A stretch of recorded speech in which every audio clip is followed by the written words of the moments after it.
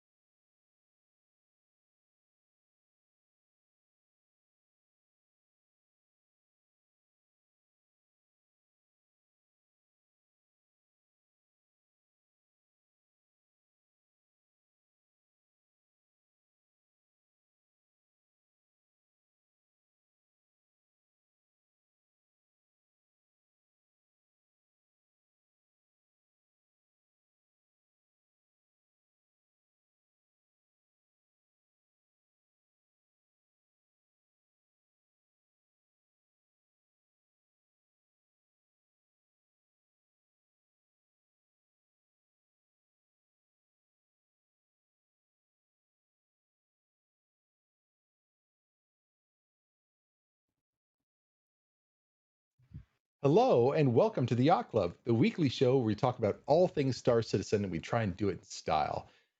We've got drinks, we've got Star Citizen, we've got a new PTU, we've got STLYoungBlood joining us for the first time. Woo! Great to have you. Thanks for joining us, STL. And so we've got a really kind of a cool show.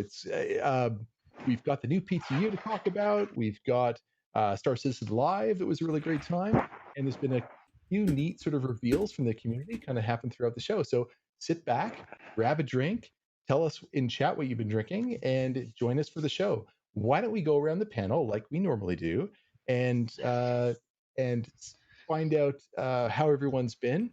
And just so normally I would start with our guests, but I don't want to put STL on the spot. So Shadowkin, tell us a little bit about how your week's been going, and more importantly, tell us who you're wearing tonight. I have my cat dad shirt on, so I absolutely love, and it's orange, so it's my favorite color. Calendar 15 or yeah, 12. Sorry, because I got it by the caseload. No, it's a busy week, just the usual. So looking forward to having a great guest, and somebody's been here for a long time, longer than most of us. Well, some of us. So great to have you. How about you, Jordan? What are you drinking? How are you doing, buddy?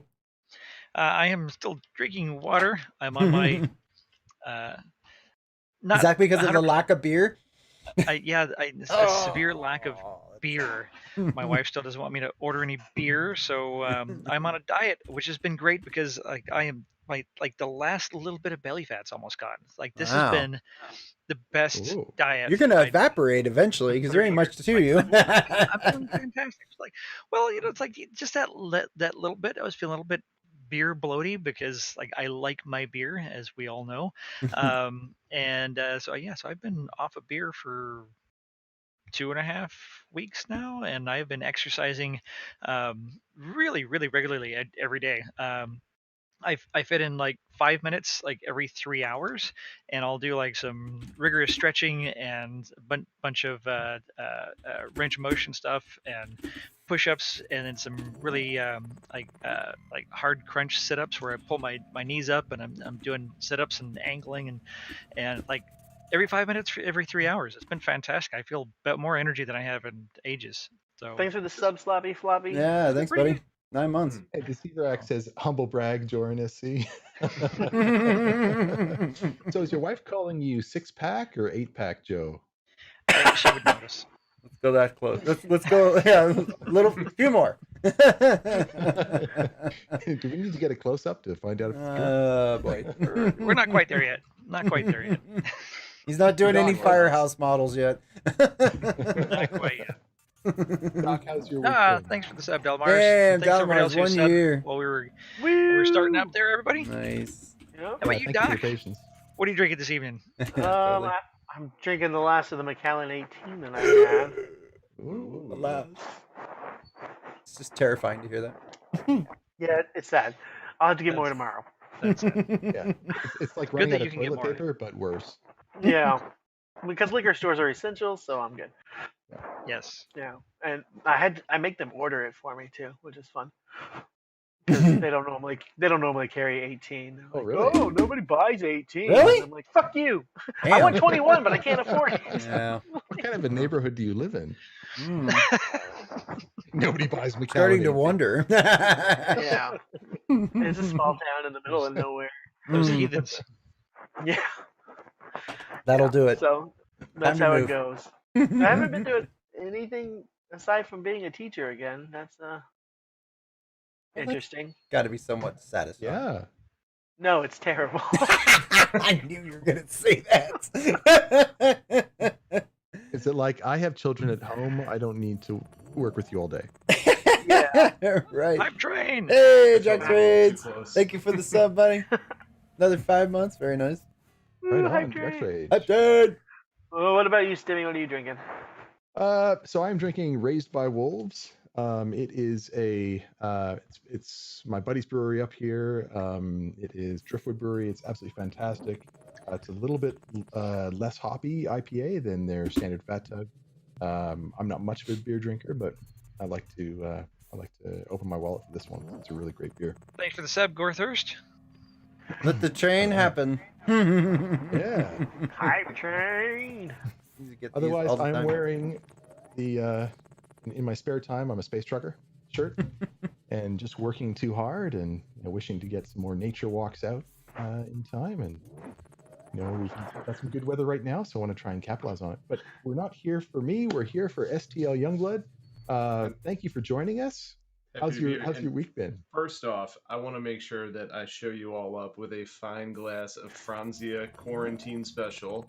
Ooh. We've moved over to Nice. some boxed wines in my house, which has been an interesting change of pace, but quite good. I was gonna say, isn't that a box wine? Box wine. It's, Box yeah, wines are the it's- new wines, man. Hey, It is are though. good. There's, I tell you, there's actually some decent ones. So It's like 4 bottles for $18, and when you're in quarantine, that really goes a long way. yeah, Yeah, boom. Yeah. I do plan to think- swap over to a more local product, being urban I think the chestnuts. tastiness of box wine went up when we couldn't leave our house. No, you know what it is. I don't think you can there's actually many good pack ones. them in a truck very Yeah. nicely. So how many can you fit on a truck? That's kind of the question that comes up. I think was the Casino beer Records that we dumped used? 5 subs on us. What was the beer you held up there? wow. It had a really weird name. Oh, Raised Zwickle. by wolves. Zwickle. There you go. It's a urban chestnut. It's probably my favorite brewery in St. Louis. Oh, Nice. nice. They had a couple locations, and their beers are fantastic. But Mm. that one's just Nice. a Bavarian style lager. Very nice. Very nice. So we Good love lager. microbrews around here. Indeed. Week's been crazy. I mean, work's all over the place. I do some remote telephony stuff, so getting everybody stood up and supported that are now, entering the remote workforce has been interesting. And daycare, we got, a full-time toddler around here it's a madhouse. What? They're not full time? I never heard of a non-full time toddler. Me either. I've been too. You're not full time if you have daycare and you're working. They were full time. Is that an option? Did I miss that on the buy sheet? Yeah. I think I missed something important when I had children. Yeah, definitely. Well, that's great. Never had this daycare option. Yeah, you just Thanks to send them to Serac for Doc's house. Those 5 subs, man. Mhm. Awesome. Yes, thank Yeah, you so thanks much to for that. Serac. You're awesome, man. Hype So train STL level 3. Do you want to tell people very quickly, because I was saying just before the show that for me it's a little bit of like I'm a bit starstruck having STLyoungblood come on the show, because when I got back He was into crying Star earlier, by the Citizen- way. just a little bit. When I started really following Star Citizen to begin with, this was back in 2016. I had obviously 2014 is when I signed up, but 2016 is really when I came back. He was like the guy that put out all the info on the ships, and I was just like, I couldn't absorb it fast enough. I think I watched probably 30 videos of yours in like one day, just trying to figure out the ship, blah blah blah. And you were instrumental in me getting a handle on the Hull series, and kind of helping me make a decision in what I wanted to do in the verse. So it's pretty cool right now to see you. And I know, you took a short sort of hiatus, but you've been pretty consistent for a number of years. When did you start with Star Citizen? I started in 2013. I didn't quite make the Kickstarter, but came pretty quick after that.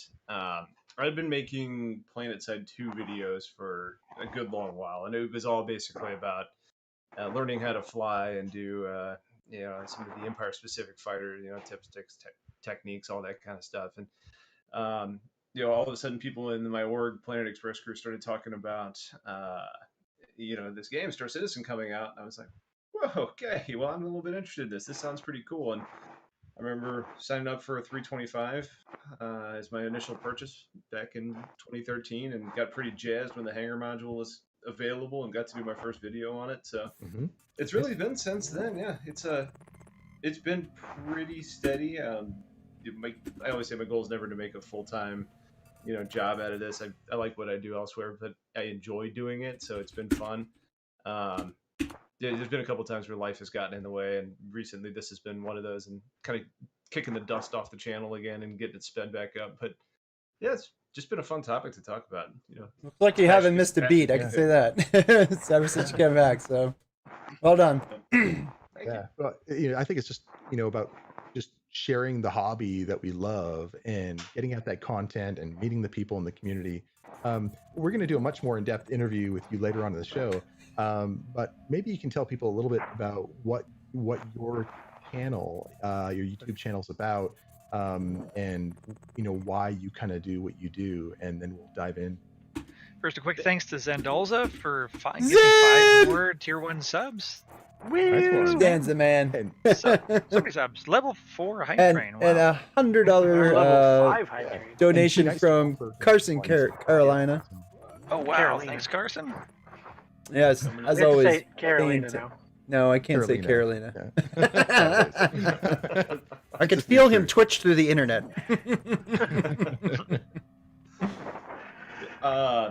I would say more than anything, the ships have really been more what I've been passionate about. I think it's interesting seeing how they kind of come in and they're basically creating ships that are going to be a problem for them long term, right? They come in and they say, we want to sell this ship and we have these really great ideas and we want it to be fantastic, but we also have all these other ships that have already been balanced and optimized to the old model, and now you have to kind of stack where everybody's going to perform along the way.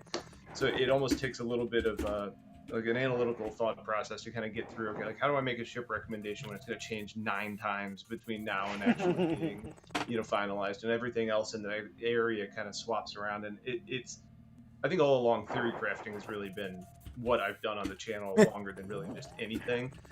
It's funny, you kind of go through making videos and you start reading these channels or the comments on your channel, and it's like, you're like, well, you're theory crafting all of this. Like, how can it mean anything? I was like, nobody knows shit. Yeah. Exactly. But, if you stick around long enough and you start really paying attention to the details and you see trends with how they develop things, your theory crafting gets a little bit closer to accurate. I think you just kind of get to the point where you feel comfortable in what you're doing. And that's applied to a couple different areas, but almost more often than not, it really circles back to getting that right ship for the right people. But there's obviously other videos that come out too. Yeah, totally. Odin3473 has gifted 5 subs. Thanks, man. Pixel did as well. Thanks, Odin. Yeah, Pixel did as well. Pixelate. Yeah, crazy. thanks. They really Pixel. want. Appreciate They really want to crush that meter up top. We hit 5. We can't go any higher, Captain. Your content, STL, has always been really great for ship suggestions, and one of the things that we try not to do on this show is theory craft. But whenever I was, you got the wrong guy. I don't see what you do in theory crafting for the exact reasons that you brought up. You're saying, I think this is how this ship will work really well, and if you're into this kind of gameplay, this is exactly the type of ship for you. Or if you're in this type of gameplay, it might not be that one. Maybe consider this ship or this ship over here. And I think, you can sometimes talk about, what if it could be, but you always frame it so well that you're not trying to pretend like you're from CIG. And trust me, there's different levels of quality in theory crafting, and yours comes from experience and then kind of testing boundaries, but not saying anything that couldn't potentially be. And also good theory crafting around spaceships, where we have a pretty good amount of information. A lot of people theory craft, they start going off into the careers and game mechanics and these sorts of things, which are much further out, and we have much less information. I think most Star Citizens' primary pastime is talking about spaceships and theory crafting about spaceships. And you got it. STL was one of my first YouTube influencers when I first backed in early 2015, trying to figure out about spaceships, and became a big fan and became a Patreon. I think probably mid 2016 thereabouts is when. That's about right. It was right after brought my daughter home is when I kicked it off. Cool. Yeah, I remember that. And it was early on, and been a Patreon ever since, and great Discord community. So if you guys are fans of STL, and we'll talk about his Patreon and referrals, because you just hit a huge milestone. Yes, the javelin. I did. Yes, brought home a javelin through the referral program. Oh, through referrals. Yeah, that's right. Very nice. Yeah, congratulations. Yeah, so I don't, there was that leaderboard in there, and I think it was, I have to assume I was sitting like right at number 6, like one just off of the leaderboard. But considering some of those people were smart enough to, not put in the work on content and went for the approach of, buying ads, which I have no beef with that. Somebody thought of it first and they're profiting from it. Good for them. But I think I was right under that. So, and come on, one of them was level cap. I mean, what am I going to do? Beat level cap? Come on. So. But no, I feel pretty good about it. It was a referral one that came in, and I capped out the program, and my whole nightmare was going to be, I'm sitting at 2015 subscribers or something like that, or referrals, and then all of a sudden they're going to be like, oh yeah, this referral program is for 2017, so we're going to remove this, and I just sit there screaming, at the ceiling. Yeah, I'm pretty much. All right. Okay. Well, let's save the rest of it for the interview, and let's dive into actually what happened this week, because it's an interesting one. But actually, before we do that, very quickly, we've had a lot of money, a lot of subs come through. Yeah. We saw the $100 coming from Carson. We saw a bunch of donations pop in. Guys, if you donate over $25, and I'm not encouraging you to do so, but if you do, you get to rename one of the hosts. So Carson, Carolina, you get to rename 4 of the hosts. So go right ahead and do that. And let's dive in. It looks like I have someone coming to the front door here. So what I'm going to suggest is, why don't you, Shadow, push forward with the very first thing, which is the weekly newsletter. I'll be right back. So it's actually not the weekly newsletter, but we were going to do the UMC thing again. So it's actually about the UMC mining extraordinaire, the United Earth Mining Corporation doing the Quantunium mining contest.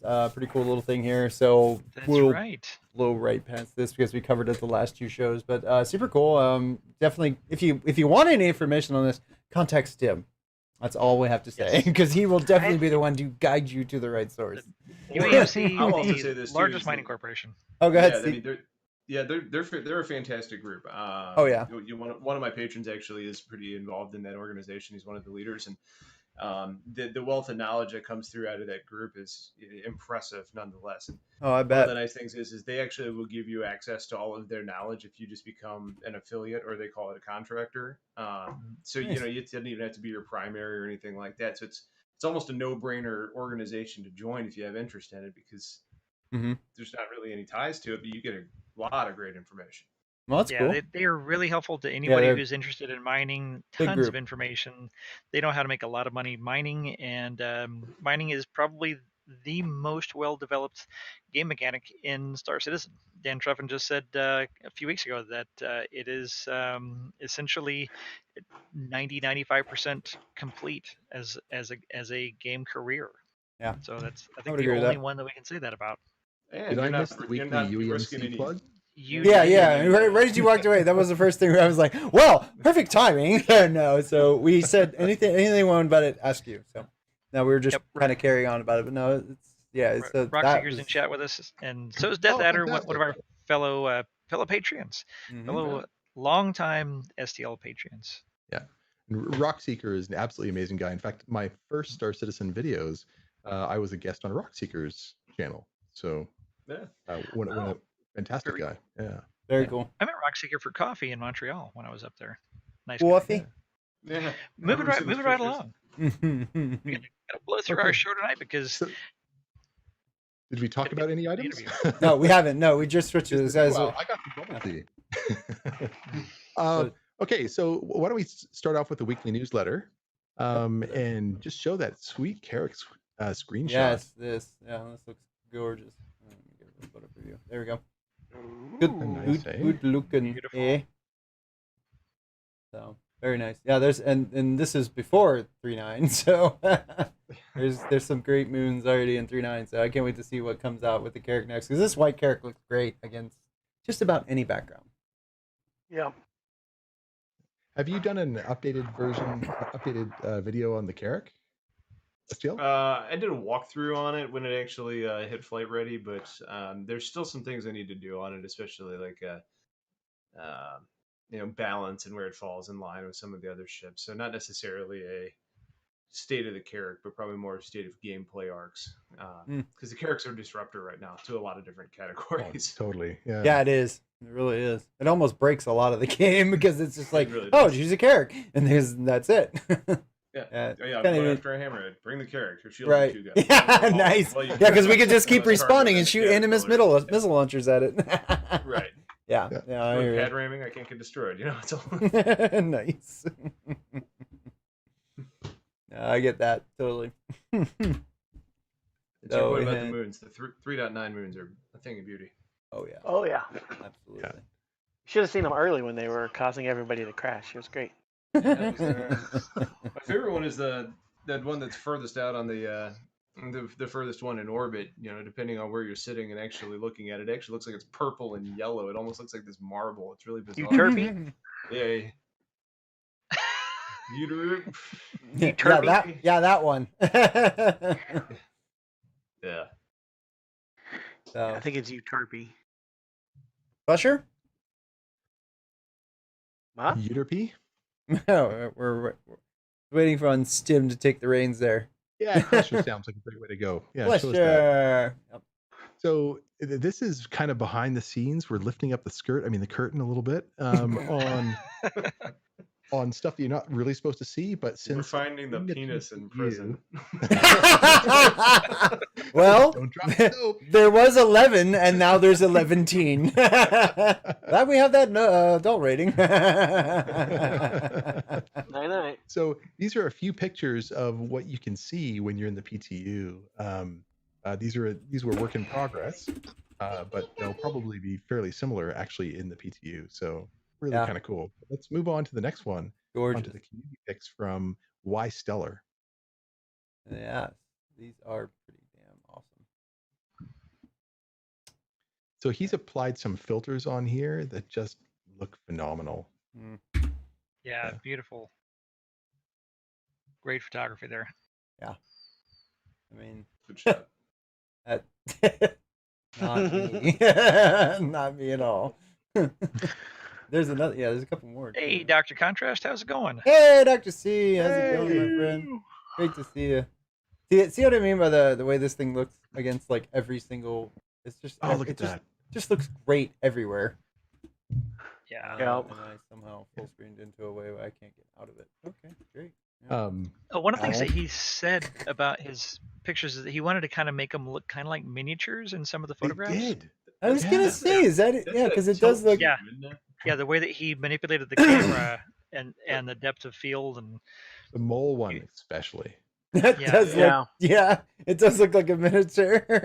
Yeah, it's It looks like one of hilarious. those micro machines held above like a dirty child's Yeah. floor. Right? I don't know how he did that. I don't know how you do it in game. You can do it with the actual camera technology, like when you're actually doing real photography. But I don't know how the hell you manipulate the F4 system to make it work. Yeah, the That is depth of pretty field awesome. and The thing that Haskell uses is how you do that.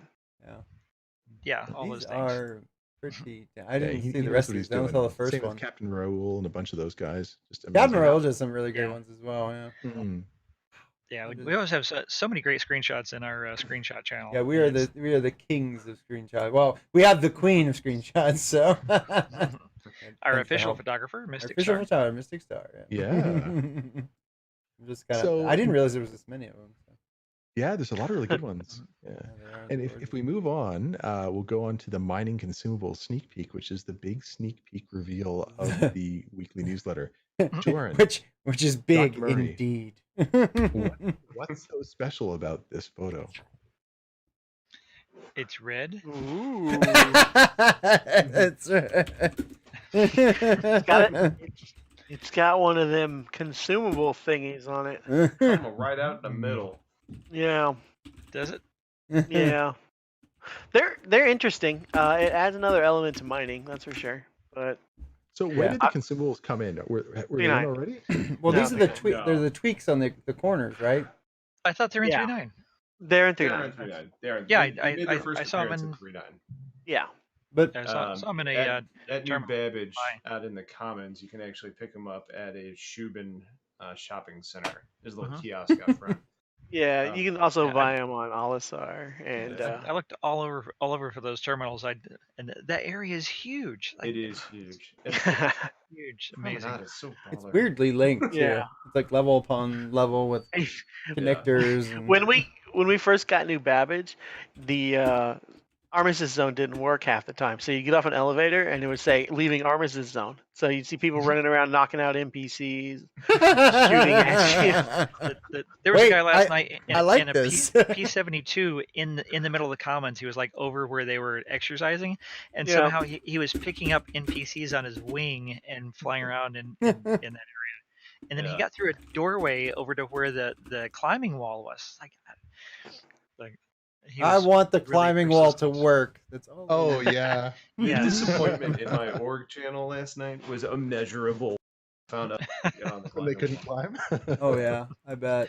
Yeah, Seriously want to climb there that. was some emo and there was some things. Yeah, but anyway, no, Yeah. 3.9 was crazy last night.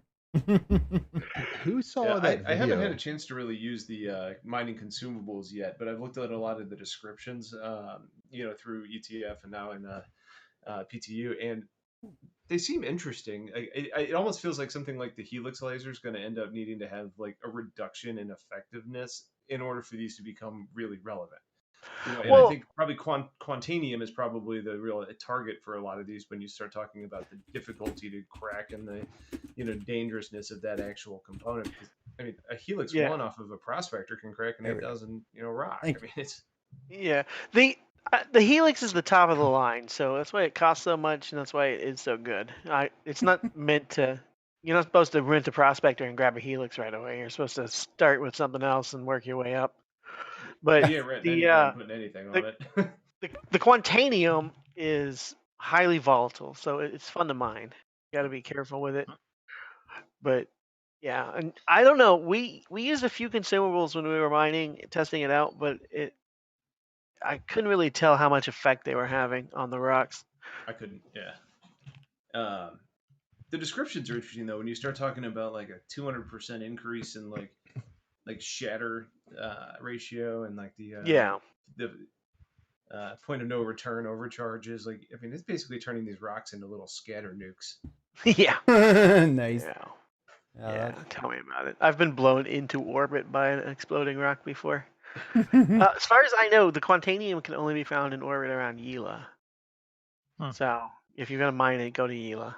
That's my next plan when I get back into the verse is trying to find me some Quantanium. A lot Yeah. of asteroid mining is working in 3.9 because it wasn't working in 3.8. Yeah, it's working.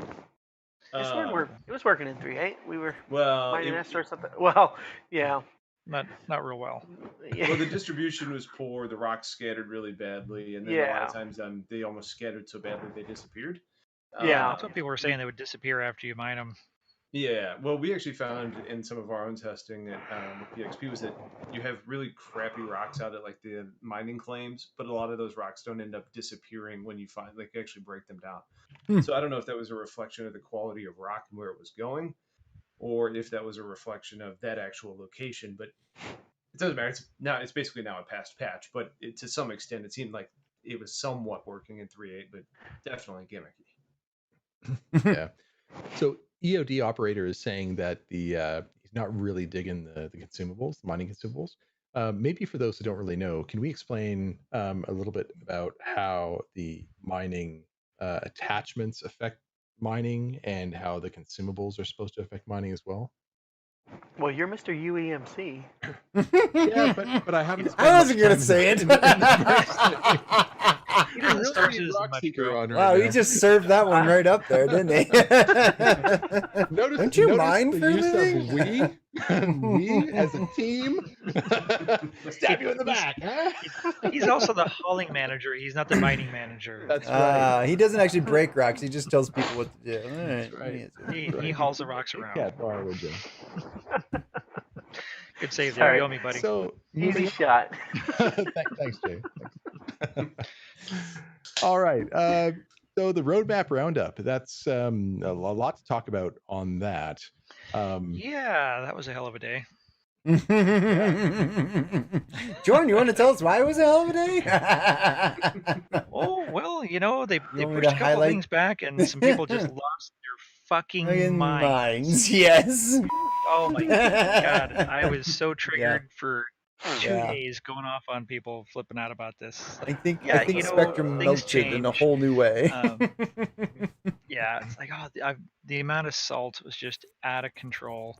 So yeah, so client actor networking, client server actor networking refactor is backed up to 4.1 to make room for server meshing tasks to happen earlier. Mhm. So everybody conveniently ignored that part, which I thought was pretty huge news because iCache and server meshing are the biggest things.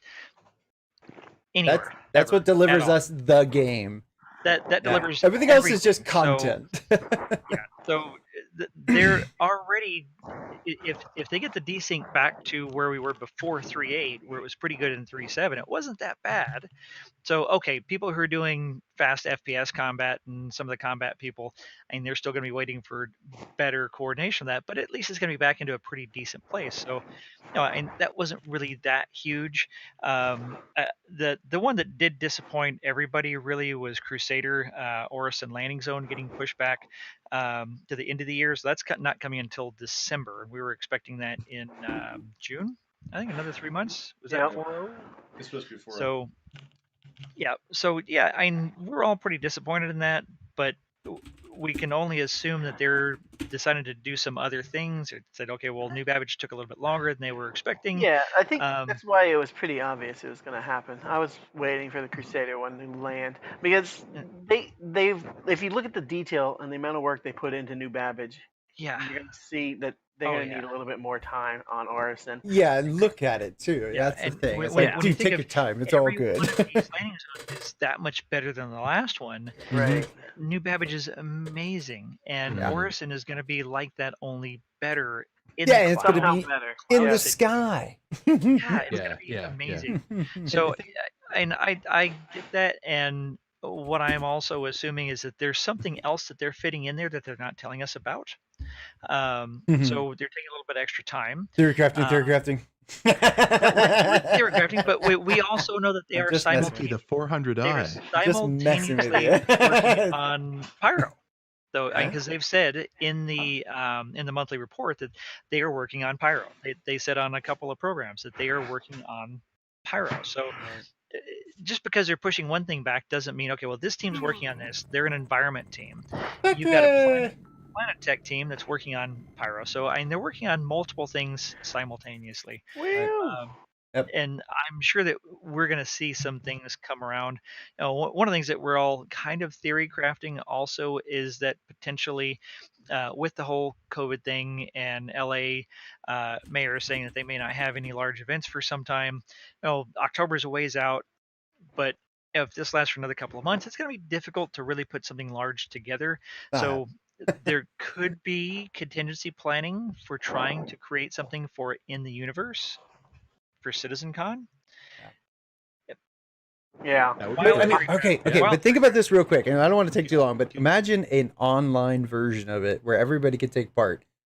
They could really blow the doors off of it. I mean, they can go like crazy with it. So yeah, well, and if server meshing was in place by October, and they had a whole new place where they could have CitizenCon in verse, yeah, that would be that would be pretty damn cool. I mean, an understandable, acceptable alternative to CitizenCon. Like, we'd all be disappointed, but that'd be pretty freaking cool. So it'd be really cool, but at the same time, you're also gonna have to look at the flip side of that coin. You've got a lot of people that are saying, all right, deliver the game, deliver the game, deliver the game. You're delivering a kind of sidetrack to the game. Now, one area where I think this is a real positive, right, is that they screw up their live streams every time. I mean, how often is it there is a delay? How often are they? Well, I don't know. Manchester actually went really well. The last two actually weren't that bad. LA wasn't that bad. I mean, not LA. Austin. Austin wasn't bad. Manchester, from what I heard, was perfect. Because Manchester was okay. Yeah, I mean, they hired professional production companies to come in and help do this, and they spent a fortune, did it entirely different. And we all joked, it's like, okay, for years and years and years they were always late, and they always had problems and that sort of thing. The last two, they really didn't have hardly any problems. I mean, it went pretty smoothly. I think regardless, Shut your mouth, Carson. But he's probably right. We probably won't get one. Either way, I mean, at the same time, I'm a little torn because you're right, because I really like the AE do it, right? The Expo is always a lot of fun.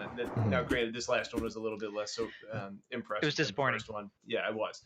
Theoretically, though, I like the idea of being able to travel somewhere in the verse for something of this type that's really kind of pulling out to reality, which is really going to be like ship sales. Right. Long term, what does that look like? I don't know, but I think if you look at something like a CitizenCon, I think down the road, something like that makes a lot of sense. It is, frankly, a smart decision because you're not spending time developing other things at the rate you are right now. I would say unless what you're doing developing for CitizenCon in the game directly applies to something you want to have long term in the verse, it's not. I don't think those are resources that are worth allocating. People are going to feel differently about that, but I think to me, it's just a chance to really say, we're staying focused. We'll do a live stream. We'll still make sure that we're coming to you from our homes, and we'll talk about everything that we wanted to. But I don't know if developing the game in order to bring you that experience is necessarily a good choice. Well, okay, so there's two things on that, real quick. So Manchester was all about everyone. There was a lot of people who were disappointed in Manchester because no content. They missed the entire point. The whole thing about last year was we're getting the game. Okay, we're getting the experience that we can actually play together. So that's one point. The other one is I don't think they would even remotely focus on having resources towards the CitizenCon. And if they did in a virtual world, it's going to be a hell of a lot easier than organizing what I saw put together and Stim saw put together over a 4-day period. I mean, trust me, it's a hell of a lot harder for them to build a physical event than it is to do it online. I think the difference there is who is actually putting those together, right? Is that going to be logistical people that are working on getting sites in place and people? That's the problem. It's everybody. It's everybody. They pull people from, and everybody who's putting these on, and they're having to take a week or more out. They've got to put these presentations together. So all those teams are leading up to that. And because Shadow and I volunteered in Austin, so we saw it behind the scenes, and Shadow and Stem volunteered in Manchester, so that they were both there behind the scenes. So we were there right alongside the CIG folks, and we saw how much work goes into this, and that's always been something the community's kind of complained about. It's like, okay, well, you're putting all this on, but you're taking these resources away from. It's like, just stop doing all this other stuff. Stop making spaceships. Stop doing all this stuff and just finish the game already. It's like, I think, but what they've also said is that they crunch a lot of things to get ready for CitizenCon, and they try to have new content for that. That is part of the game development. And I think that they have generally shown that they're Dad Lando. pretty. Hey, Dad Lando, how's it going? Holy crap, $100, Wow. man! Thank you, sir. Thank you. That is amazing. Thank you very much. Wow. They have always discussed how they're cognizant of trying to have things that are usable, and it's contributing towards the game. So consider if they're creating a landing zone that we're going to be using anyway, and they maybe just have a couple of halls, so they have some environment people that are building that. If they're crunching towards getting server meshing in faster, then that's good for all of us. We're throwing wild stuff out there. None of us have any clue what's going on. We know that they pushed back Orison. We're all disappointed. Well, simply put, we're all assuming that they're going to do something different. Yeah, simply put, I mean, putting on a CitizenCon physically versus putting one on digitally, digitally is going to be a hell of a lot easier. That's just all there is to it. I think they learned a lot with the production company in Manchester too. And it's not like we're not getting Orison; it's just coming later in the year. Yeah, and when things take longer, they're better. Quality of life, always. And when you look at Microtech, there's going to have to be some quality of life improvements that they do. I'm not saying that Microtech isn't perfect. I'm just saying that this landing zone was delayed to get it right. It's the biggest, most impressive landing zone. I can't wait to see morphologists do a review on. Oh God, that's going to be amazing. On what it's going to be like, just because they've taken so many really great visual, spatial UI cues into consideration when they're developing this area. I mean, it's clear just from the footage that's come out. Yeah, and while they've shown a lot of it in sneak peeks before, being in it blew my mind. I was different experience. It's a floating cloud city, man. And that's gonna blow our minds even. Stim and I are gonna be base jumping off that sucker. I mean, I probably spent close to an hour just riding the trains this evening. Like last night, we spent at least 3 hours in, just running around. Mystic and I in a certain area. We only saw a fraction of it, and then this evening I was in for another couple hours, and I spent an hour just riding the train back and forth and just enjoying the sights from that. It's just really mind blowing, and then exploring that whole promenade area with all the different stores and the offices. That was way bigger than I thought it was going to be. It kept going on and on and on. And you can really see the sections they have developed, with like the trade depot and the mining area, and so you'll be able to go in and get your contracts and see what's available, and it's just it's another one of those aha moments seeing the game coming together for me. Yeah. So Yeah. so there were two things that they mentioned that they're putting in, and that partially contributed to Orison getting pushed back. One of those was another shop in New Babbage for some souvenirs or something like that. I don't think one shop really impacted them that much. I think that they're just saying, "Oh, here's something cool that we're throwing in." People were saying it's like, "Oh, this, and this one shop." I shouldn't said everything right. Not that much time involved in that. Um, uh, Grimhex getting completion. I don't think they needed to do that right now, but I think it's kind of cool, and I think a I'm lot glad of they people spend a are. lot of time over there. We have wanted those hangars on the side of the asteroid, and be able to spend more time exploring around Grimhex for how many years now? Like Yeah, 4 for a while. years. There's Yeah, a been a and lot while. of essentially unused areas in Grimhex because it just doesn't Oh, lead yeah. you anywhere unless you basically feel Yeah. like Right. you want to do like space spelunking. You know, like aside Yeah. from Jump that, down the shaft that, I that has gravity and then I suddenly did doesn't. that. I explored every different little. I mean, there's a bunch of places where you can get in down on the sides and go through all these caverns and old abandoned areas. And then we've all glitched through, and we've seen that racing, so that the center is hollowed out. So there's supposed to be a race that goes through that. yeah. Yeah. And they said that they're going to finish that. So I think that's going to be an interesting addition.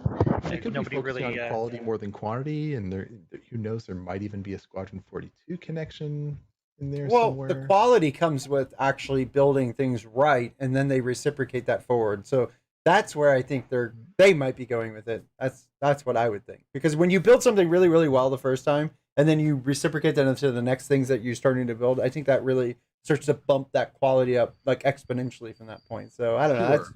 That's my Sure. thought. We're also starting to see the more area, like the landing zones being fleshed out properly. We're starting to see that being more um, immersive for people, and they feel like they have destinations to go. And so, if you're trading or if you're mining and you're taking things back and forth to hubs, get them refined, etc., you need multiple destinations, and you need to have your favorite place to go, or different areas where you can get better profits, better yields, or buy things for low in one area and sell them for high, that they have lore reasons. So it's about fleshing out that Stanton system, because let's be frank, let's say we get Pyro in a little while, you're not going to get a lot of destinations in Pyro right away. Maybe, but I highly doubt it. I don't know what they're going to do with Pyro, but I think when it comes out, they want to have all the planets in it. They want to have Yeah, their space I think stations so. and their planets done, because there's not going to be that many landing zones on the planets. Most of them are uninhabitable Right. and That's a fair point. like unlandable. So there's not going to be as much work to get Pyro done as there was to get Stanton done. But Carson says probably the cloud tech is way behind, and yeah, And that could be. they got to nail that cloud text. They do that right, it's going to be just like being on. Well, was it that's Coruscant. Well, No, you can That's- see well, that's 3.9 you- a little bit right now. You know, Right. you go to like one of the moons around New Babbage and all, or around Microtech, and you can see the first implementation of clouds. right. You Yeah. see shadows on the planet. You see the clouds from orbit. You fly through them, and all of a sudden it's a razor thin 2D line. Mhm. Yeah. You can't release Orison No. with that technology, right? It just No. people would be like, this is not a cloud city. I feel like I'm living in like a stack of paper here. Like it's not okay. So, I Yeah. mean, there's a balance there. Spend the time to get it right, because if you don't, it's going to cause a more significantly negative return on what you just put out. So it's a logical decision. At least what we're seeing is actual weather effects, and I mean, even in 3.8 was amazing as far as the weather. I mean, Oh how yeah. many times have you been mining on the surface of Yella, and all of a sudden you get a snowstorm blow in, and you're like, I can't see shit. Which I Yeah, love, by yeah, the way. We were there on Saturday doing shenanigans, and it's like, oh, we got to stop everything. We can't see anything in front of our faces. They, Well, and they did. I almost exclusively do shit mining, but I got off to actually try hand mining on Yella, and the storm came in, and got all the water on my helmet. Uh-huh. I just turned around and got back on my ship. I was like, I'm messing with this. Yeah. I They only put really in do hand money in the locomotion caves. changes, which is nice. So Mm. now when you're in the storm, you feel it while you're walking. You walk slower if the wind's blowing in your face. I I love hadn't that. been out in a storm in Yeah. 3.9 yet. Yeah, it's I good. love it. And they've improved how the storms look as well. Like they look better. It's not just some kind of over pixelization so you can't see anymore. You feel like you're being whited out in the snowstorm. Nice. Yeah. And I saw some guys were posting some screenshots where they were out in the environment suit and the snow was actually building up on the suit. I thought, like, God, where I do you get love. that white environment suit? That looks so great. Ugh. It's like, no, Yeah. that's snow building up on the suit. It's like, Yep. what? Yeah, I was That's showing that crazy. last night on the stream. That was pretty awesome. Yeah. Yeah. That is crazy. Every single patch, we get all these things that we weren't even really expecting or thinking about until we get in the game. Hey, thanks, the COD upper- operator. Oh wow, EOD. Thanks, sir. 61 subs, and like the Whew. radial menu, I love the radial menu. So LT Porter, who's in my Florida Discord, he's a senior UI UX designer, in charge of a pretty large corporate team, and he was in. It's like, oh man, I can't believe they're doing radial menus. Oh, that's just a terrible decision. He said this morning, he's like, I've seen it, I've used it, I take it all back. Yeah. They did a great job. The problem is they've been so poorly done that everyone thinks they get this stigma. And I do actually feel like they did a good job with it. I mean, it's for me, it's like really it. functional. I like it.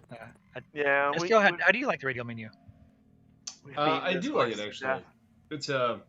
It's clean. You know, you got a little bit of it, you know, in 3. But when did we first get the inventory system? Was it Inventory in 3.7. 3.7, I think. Yeah, I gotta tell you though, the improvement from just that initial implementation to what we have now in 3.9 is, it's funny. It's something I never really think to use or need to use until you need it, and then you pull it up and you're like, this feels revolutionary somehow. Nice. It's feels it's awesome. amazing how they do that. Every patch, there's things that just completely change how we do things, and we forget how different it was just a year ago. And to me, as much as people say all this stuff is pushed back and whatnot, every patch we are constantly impressed by what we get. Yeah. And while people may not get certain things that they want, they're still waiting on game mechanics and mining and salvage and some of these other things. And they give us things and they change everything about what we do. Like medical, it was not on the roadmap. Yes. They Excellent. never talked about medical. It's somewhere down the road. It's like, okay, we're going to get another ship. We're going to get the Cutlass Red. It's not going to have anything to do. Now all of a sudden, all the med beds become spawn points, and that changes how everybody does everything. Like, you always make sure that you have some spawn points. Always make sure you do that, and you're out there and you're doing shenanigans or whatever, or combat ops, and it changes everything about what you do. And it's I'm really, really impressed with 3.9. I mean, there's so much in it. Yeah. New Babbage alone looks great. So fuck all those people who were pissed off about the roadmap. Salvage. It's funny because we had a meeting earlier and Jordan said he was going to try and cut down how much he's swearing. I believe that's number 8. Sorry. I don't care. I just think it's hilarious. Salty people pissed off. Darby Salt. No, I get it. No, screw them. Sweet, Captain Richard. Whoa, get Richard. 346 people. Welcome, everybody. Damn. Hey, welcome. That's for Captain Richard. We've got STLYoungBlood with us today. Welcome, everybody. Yeah, shit. That's why he's here. You know that. Over there on the other side. Way over there. 3.9, everybody. You're checking out 3.9. 3.9. Nice. I'm sure they're doing a lot of 3.9 out there. Welcome, we wanna hear everybody. all about how 3.9 has been for you. We've been talking about that with STLYoungBlood and going over what's happened this week with the crew. Right now, we're talking about the roadmap and everything that's happened to the roadmap and the how salty things got in Concierge. Not at all. Everybody just missed our ranting about people that were bitching and how much great stuff is in 3.9. But it's amazing. So amazing. Next topic. When did our new names come in? I just saw those. It's the Star Citizen Live. This is a raid. Feature team on Friday. with Rob Reiniger, John Hader, and Spencer Johnson. Spit it out. Did everybody see that? That was an incredible show. I mean, they Yeah, covered so much stuff. Star Citizen Live lately has been a lot more interesting. I don't know if anyone's been picking up on that, but it's been a lot more content focused, a lot more revealing information, talking about how things are going and what the future looks like for different mechanics within Star Citizen, rather than just, how do you make a bobblehead? He just had to go there, didn't he? I like that bobblehead episode. That was a good one. Actually, did. I like it. I like the Yacht Club bobbleheads the best. So. Oh yeah. The best thing that came out of the bobblehead episode was the Yacht Club bobblehead. So I'll get that for Shadow. He can pop. Yeah, pull that up. That was a lot of fun. That was awesome. Yes, very much so. So one thing we didn't talk about is that the Cutlass Blue was added to next quarter's release, so 4.0. So that's fantastic. Can't wait to see that happen. Yeah, That's easily one of my most anticipated ships right now. Oh, why? Oh, nice. Yeah, why? You I'm just curious. talk about upgraded components. You get the better front line. You talk about the utility on these. Now, I think ultimately what that comes down to is how much of the flexibility they give to the Cutlass series. Initially when they released them and they started talking about the variants, it was, you graphics gonna mess me up.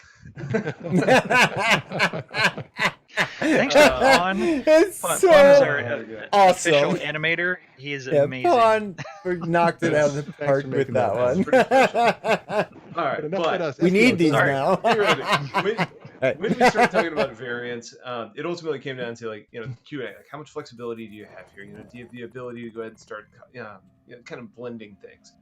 So I think it comes down to me when you say, do I need to have 8 holding cells in the back of the Cutlass Blue? Like, how many times am I really going to be just keeping people in a holding cell long enough where I'm going to be hunting down 8 bounties with people just locked away, rotting in my cell? Probably not often, right? So theoretically, what makes a lot of sense there is you have a more combat-capable ship in the Cutlass Blue. You use half of that back space with something like holding cells. You eventually use the other side with maybe a med bay. You just toss in one of the auto docks, or maybe you toss in just cargo space, because who knew all of a sudden the Cutlass Black is now suddenly one of the best ships for carrying ground vehicles. It just is. You put, like the Cyclone in there and a couple of Dragonflies and Ursa. I mean, stuff just fits. It's a great ship. But It's amazing you can get that much stuff in there. Where's the space? It doesn't make any sense. I know. We were doing shenanigans on Monday, and I was going in. I thought I was going in the red. Mystic had to go at my spawn point. Ended up going into one of the blacks, and it's like, there's a Cyclone here. It's like, there's a Dragonfly in here. There's something else in here. It's like, Got a lot of room. It is, but the Blue, I think it's just one of those ships that it's kind of like you look at a similar line. You look at the Freelancer line, for example. You get the Miss in there that all of a sudden is surprisingly one of the most combat capable ships in the game right now, arguably. Go Miss. And now all of a sudden you talk about the Cutlass line and you have a potential big surprise there. Now, I think the Blue is less of a surprise to suddenly become a good combat ship. Now, everybody knew the Miss was going to be really good at missile spam, right? That's what this ship was. But the fact They that got room it was for durable, fairly agile, it had. I don't use missiles when I fly the Miss. It's just a different class. So yeah, I think the Blue has a chance to be done up in a really well. I think the end product could be really great. Seeing what crew and team actually did, bringing up the Cutlass Black. The platform is there. How do they optimize that to make the Blue? I don't know, but the idea of that bounty hunting mid-tier ship has always been kind of an exciting one for me. And that's what I was a day one buyer on the, or concept sale buyer on the Blue, because I saw it right away. I was like, that ship. Right and there. that curved cockpit. Yeah. Will it have a toilet? That's the question. What's really important. Well, on those you just open up the side door and go right out. It's, That's what the. Never mind. I miss the boarding hatch in the old Cutlass. The big circle. Yeah. You push the wrong button, you fall through it. Whoops. Is that the new shield technology is all about? Is to make sure that you can properly, stick your bum out the hatch and have it not get cold? Because there's no toilet. Really tight shield. There will be as long as it doesn't bounce back in. They're adding a toilet to the Cutlass Black, so someday. We know, but we love giving them a hard time. We can't let that one go that quickly. So moving on with the Star Citizen Live. It's a bucket. But one thing real quick, the just talking very quickly about, I mean, I've wanted to talk ships with STL for freaking years. So I do need to jump into your Discord and into your Patreon. I've got to do it, and I will do it. There you go. Yes, you should. But I've got one just a quick shining moment right here now. Talking about the miss, the one thing about that is, they could nerf missiles, and then that would have a massive impact on that ship. So it's a single trick pony. Whereas It's not. I disagree completely. No, I disagree. Okay. It's not. No. Yeah, That- like I said, when I find no. a miss and I blow up ships, I hardly ever use missiles. I'm Like- the same way, but here's Really? the deal. Like when you look Yeah. at it on paper, it all comes down to what the current meta and how the game is performing with Right. the game mechanics that are in place. Which Yeah, is that's ballistic. And that goes two different ways, because you talk about the miss and you look at the missiles and you say, okay, patch A, missiles are god tier and you can't do anything. They're just going to land and kill everything. The next Right. patch, they do literally nothing, and it bounces back and Right. forth every patch. Right. It's just Yeah. how it is. And they'll find a balance. They're just not there yet. The other side of that, though, is right now, another piece of that is there's little elements of desync in there. And what counteracts that, and that's going to be the gimbal assist. So on the Freelancer Miss, what you end up having is 4 size 3 gimbaled weapons because they're on the turret. You don't pay the price to drop down a size to add a gimbal because they're actually on the turrets. Right. So most Just- of my fights That's when I'm easily using its biggest strength. 100%. Yeah. Now, how they balance out the gimbal assist to make fixed weapons actually more effective is a big TBD, because Well, they need to get the fix. size up, but They have to until fix that fixed desync weapons. is resolved, it doesn't do anything for you. Right. You don't land shots with fixed weapons right now. It just doesn't happen. No. Yeah, that's I mean, it's latency. possible. Yeah, But I mean, the very desync blind has squirrel, right? changed. The desync has changed in 3.9. It's a lot better than it was. So you're almost to the point where you can use fixed weapons again and get that size bonus for the higher DPS. But I mean, why would you not use the reticle or the gimbal assist in the miss and just tear up everybody? You just shred ships with those guns. Yeah, it never misses. Well, Those are in the it- circle. They basically never miss. Yeah, and it just Yeah. chews them up, and you don't need missiles. But if you need missiles, you've got a You few. got them, yeah. My missiles are literally there as a backup plan. Yeah. Yeah, well, Generally, I just use take missiles bounty, actually to bounty, throw them bounty, off, bounty. to get him to change direction into a way that I Yeah. want. Usually, if I'm using missiles, it's because he's better than me. Me too. That's why you use missiles all the time. No, I was kidding. No, I agree. The gimbaled weapons are op right now, and when you have something that big and a pair of them, it's just, yeah, they're awesome. Yeah, well, and then you kind of start talking about ballistics versus the energy, and you can Energy, maximize your DPS, but then you Sure. end up limiting your UEC per minute that you actually earn because you're having to backtrack and go refill. Where in an energy you don't have to do that. There's give and takes to all of it, and that's what makes all of it so interesting when you're Yeah. equipping ships. I mean, even the Max is deadly, and it has laser cannons. They're all So, basically the same ship. well, It's how the many guns are missiles do you want to different. bring? Well, the aside power from plants your are stock slightly components? Well, Yeah, the stock power components, plant you can helps swap on the them all miss. out. Yeah. I would arguably say, aside from missiles, the way that I have equipped my Max is a better combat ship than my Miss. Yeah, Because my Miss is meant to stay out for an extended period of time. I can do combat in it as long as I want. It's all energy. It doesn't matter. I had the same components aside from weapons on my Max. I'm missing the missiles. It still has some. They all have the same flight mechanics right now. Speeds are Yeah. all almost identical. And I have the Mantises on there because that ship is basically meant to say, I'm delivering my cargo. If you want to come at me, I'm going to use my 30,000 rounds and take care of this. After that, Yeah. I'm running anyways. I don't really care. Exactly. Arguably, that ship Exactly. is a better combat But you ship, should- but it doesn't yeah. make sense for a purpose of earning UEC. Yeah, you shouldn't Yeah. be Yeah. running that much with it when you run to packing that. So yeah, Yeah. I would totally agree with that. Yeah, my Max has almost become like the porcupine. It's like, I'll hurt you if I want to, but Bring it. I don't. Step within 150 meters. You're dead. Or 1,500 meters. You're dead. yeah. Yep, I would agree with that. All right, so moving on to the Star Citizen Live. I think that's the next step. Yeah. So some Talk to me a of little the bit high there. points that I made some notes about were that they're going to be changing the quantum at some point in the future, where we won't be quantuming through asteroids, which has always felt Or a bit into planets. well, that's a whole different thing. Yeah. That was a different book. Yeah, going through phantom asteroids It's has a always felt bug. a little bit Fun. immersion breaking and a little bit startling. too. Emotion. You take it off and, like, That's a good way of putting it. You just wait for Yeah. the one time it actually connects. Yeah, Right, I always right. feel like it's gonna kill me. I'm like, Yeah. no. Yeah. Well, Or the when one you're time I was flying through the astrofield, I flew through like 15 asteroids, and I'm like, I can't believe I just did it. I came out of warp, went right into the back of somebody, and exploded. I was like, figures. So yeah. That will do it. Yep. So that's going to be interesting seeing how that changes, trying to navigate different places. If you're going into an asteroid field, you're not going to be able to quantum through it. Well, imagine trying and to you're get gonna- out Well, of like you'll be- Grim Hex and stuff. Yeah, there'll be clear channels that you'll be able to quantum from, and you just have to find the right spot or leave the asteroid field. I Well, think what well, you're going think to see a about lot of something- is just spinning calibration, right? Like, Yeah. You know, maybe it stalls out because something flies in front of the target and you lose it, and all of a sudden you have to find the right line. It's almost like you're. Yeah. I like it 'cause it's realistic, but yeah, gameplay-wise- your droid to make a calculation, but instead you just have to find it yourself. Yeah, gameplay wise, it does break quite a bit. But I mean, realism, it's spot on. It's fun to play with. So, because that's what I would be doing if I was trying to keep somebody getting away. You know, I was just getting their way. So they're working on a player trading app. So a lot of what they talked about was a lot of new UI stuff, and that's what I always remind everybody is that's asking about new game mechanics and careers.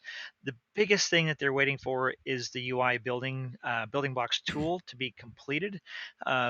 And now that it is, they were saying on the friends and party system, and normally in the past that would have taken Which them doesn't work at all. 2+ quarters.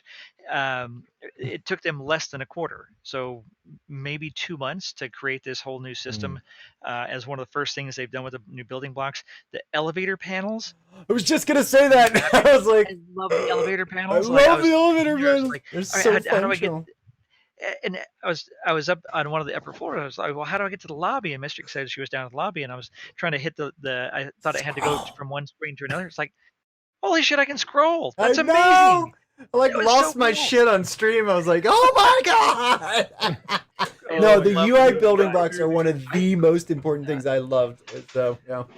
I think that was a great quality of life thing. I think it's Absolutely. a relatively minor thing, but a great quality of life thing. Mm-hmm. The amount of divide in the community right now on how important that was to put in, and how Yeah. if they hear one more person mention Yeah. elevator buttons, they're gonna lose it. Like, I fall on the side of people that like it, but just seeing it constantly hit the roadmap, people are like, "Why are we still working on elevators?"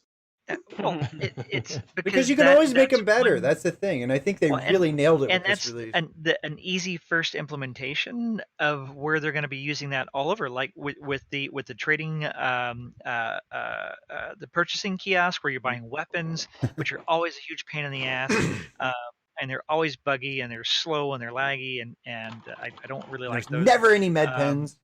Yeah, there's never any. That's a different situation.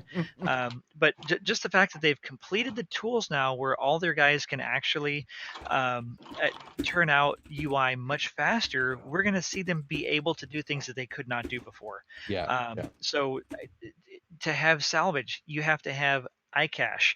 You have to have permanent persistence. You have to have some type of UI to be able to interact with stuff. Like if you think about the mining UI, mining is the UI. And you have to have a complex UI, and every other system is going to have complex UI. So now we've got the radial system. So it's just, I was really thrilled to hear them talking about how much progress they made on that and where they are and how much faster they can do everything now. So another key point to where development's going to speed up exponentially. And the big news was the item trading and money transfer is imminent very soon, giving people money. Like, That hey, needs to happen. like, yes. yesterday. Fantastic. And, Yeah. and that's what Terror people have been saying. It's like, Squadron. well, why can't they just put this in? Why can't they just put this in? It's like, just put it in. Well, because they have to have a UI for it. And Yeah. are they going to Totally missed that. have? Are they going to? Yes. And thanks for that $100. That was That's amazing. huge. That's a brand new donor I've never seen yeah, before. Thank you so much for that. welcome- That is awesome. Welcome to the channel. Welcome. Welcome. Zylo! Well, Who invited Zylo, him in? how's it going, man? Who invited Zylo, him in? How's it going, brother? Sorry, we're interrupting you 6 times. yeah, Go ahead. You've missed us having a bunch of rants about people being salty and all the great stuff that's going on, and how great all in 3.9 is, and how all the new stuff. Zylo is the Zylo- community manager. Yeah, I was going to make sure that Zylo knew right now that Joe was the saltiest of all of us. And he's For all dropped. the rage I've of counted Sunshine 9 and f-bombs so because- far. We're working I'm on literally you. ticking on this. We have a But- jar. We have a jar. Yeah, He's so been here I for a know long time. that was one of those things that everybody was like, well, why can't they just put in money transfers? Why can't they do that? They had to have UI, and now it's like, okay, now we got UI. That's going to be one of the next things that we do. You're going to get it. It's coming imminently. Yeah. So that was great.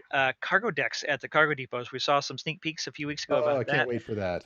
That is going to be exciting exciting. for those of us that love cargo and space trucking. Seeing these big, massive rooms inside of the space stations added to the existing space stations we have and new add-ons. That's going to be so cool. And we're finally Absolutely. getting. I'm making a big assumption here that we're going to get manifests at the same time, or that they'll be pretty I close, because that's how you handle these things. So if the Yeah, refineries actually. are coming in, Mhm. and if the cargo is coming in, then that means, or at least it's a Oh. closer step. I don't want to theory craft too much on it. Yeah. At least it's Well, a closer step towards getting those. So part of my notes from the show were the player trading app storing cargo and transferring cargo to other players. So a lot more information with that player trading app that they're working on. There's money transfers, but also all this. So yeah, I've been excited about that for a very long time. And there's aspects of that that really get into multi across the board, but especially when you start talking about like cross profession stuff, like mining is the easy one to always go back to, but you start talking about you got prospectors out there that are doing their mining, and then all of a sudden you have freelancers or whole A's that are ready to pick up the saddlebags and take it back. Exactly. You've got combat ships that are in the area to provide it. You've got scouts out there in terrapins that are trying to find rocks. Everybody needs to get paid. How do you make that happen? And until there's an easy way to do that, aside from pulling somebody into a ship and doing a transport beacon, that sort of gameplay doesn't really exist, especially unless you're in like a real organization that just says, I don't care, make your money, I'm here to support you. But that's the type of thing that gets opened up by that, is the ability to pay for services in real time without having to kind of game some of the system that's in place is really exciting.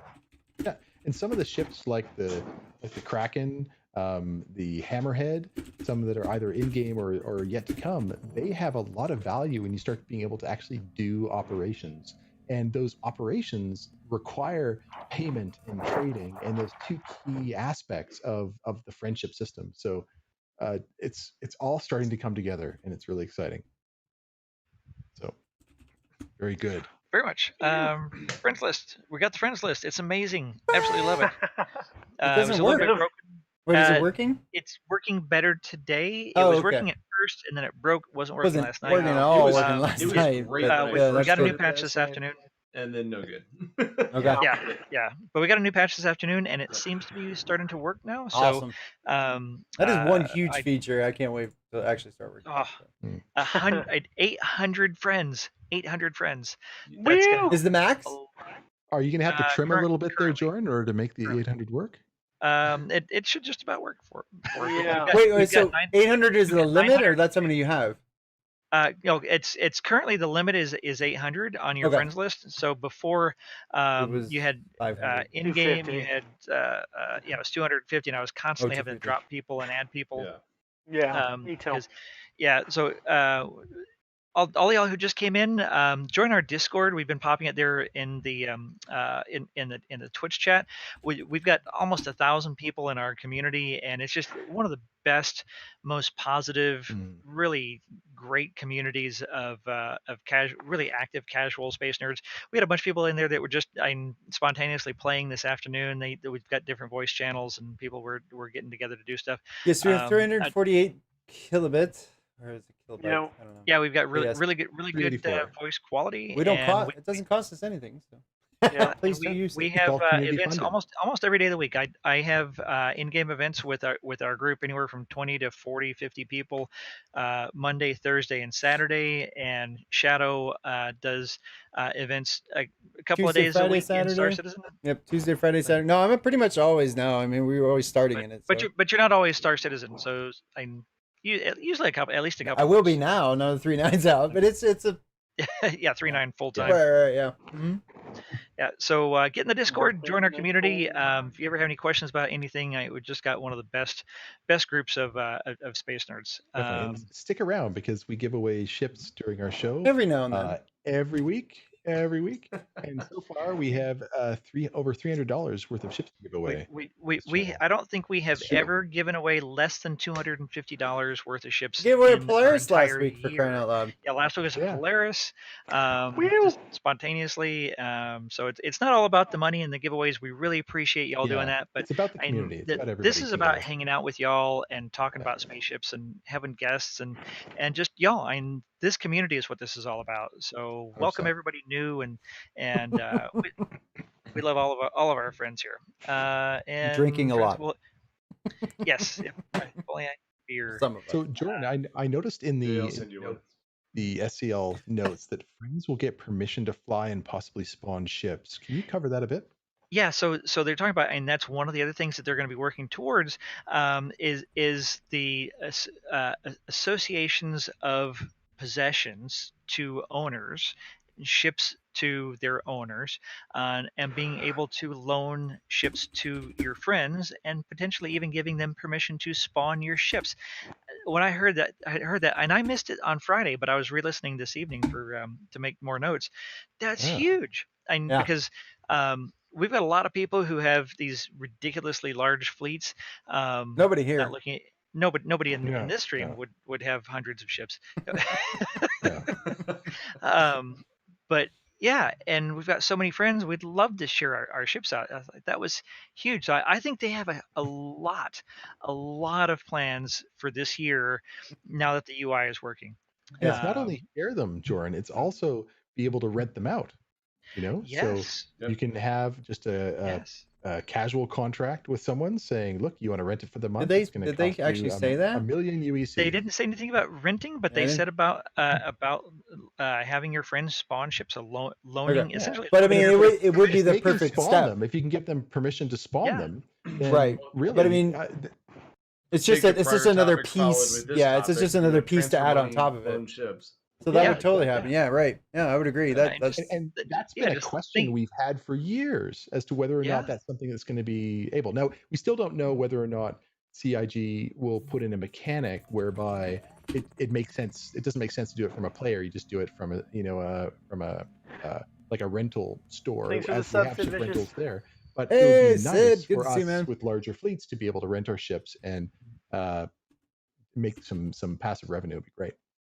Yeah, but they want passive revenue to not be a thing. So Yeah. Well, True. it's not really Last we heard. They- yeah, I mean that's what that is they last we don't heard want. from Well, the man himself. what From they Chris don't Miller, want yeah. is passive revenue from NPCs, where people are going to have armies of NPCs going out there and running their fleets and managing those. But essentially, sharing your possessions with somebody else and them paying you for your possessions is very similar to them working for you as an employee in an org. So I mean, that's really somebody's doing something, they're getting value, you're getting money, Yeah.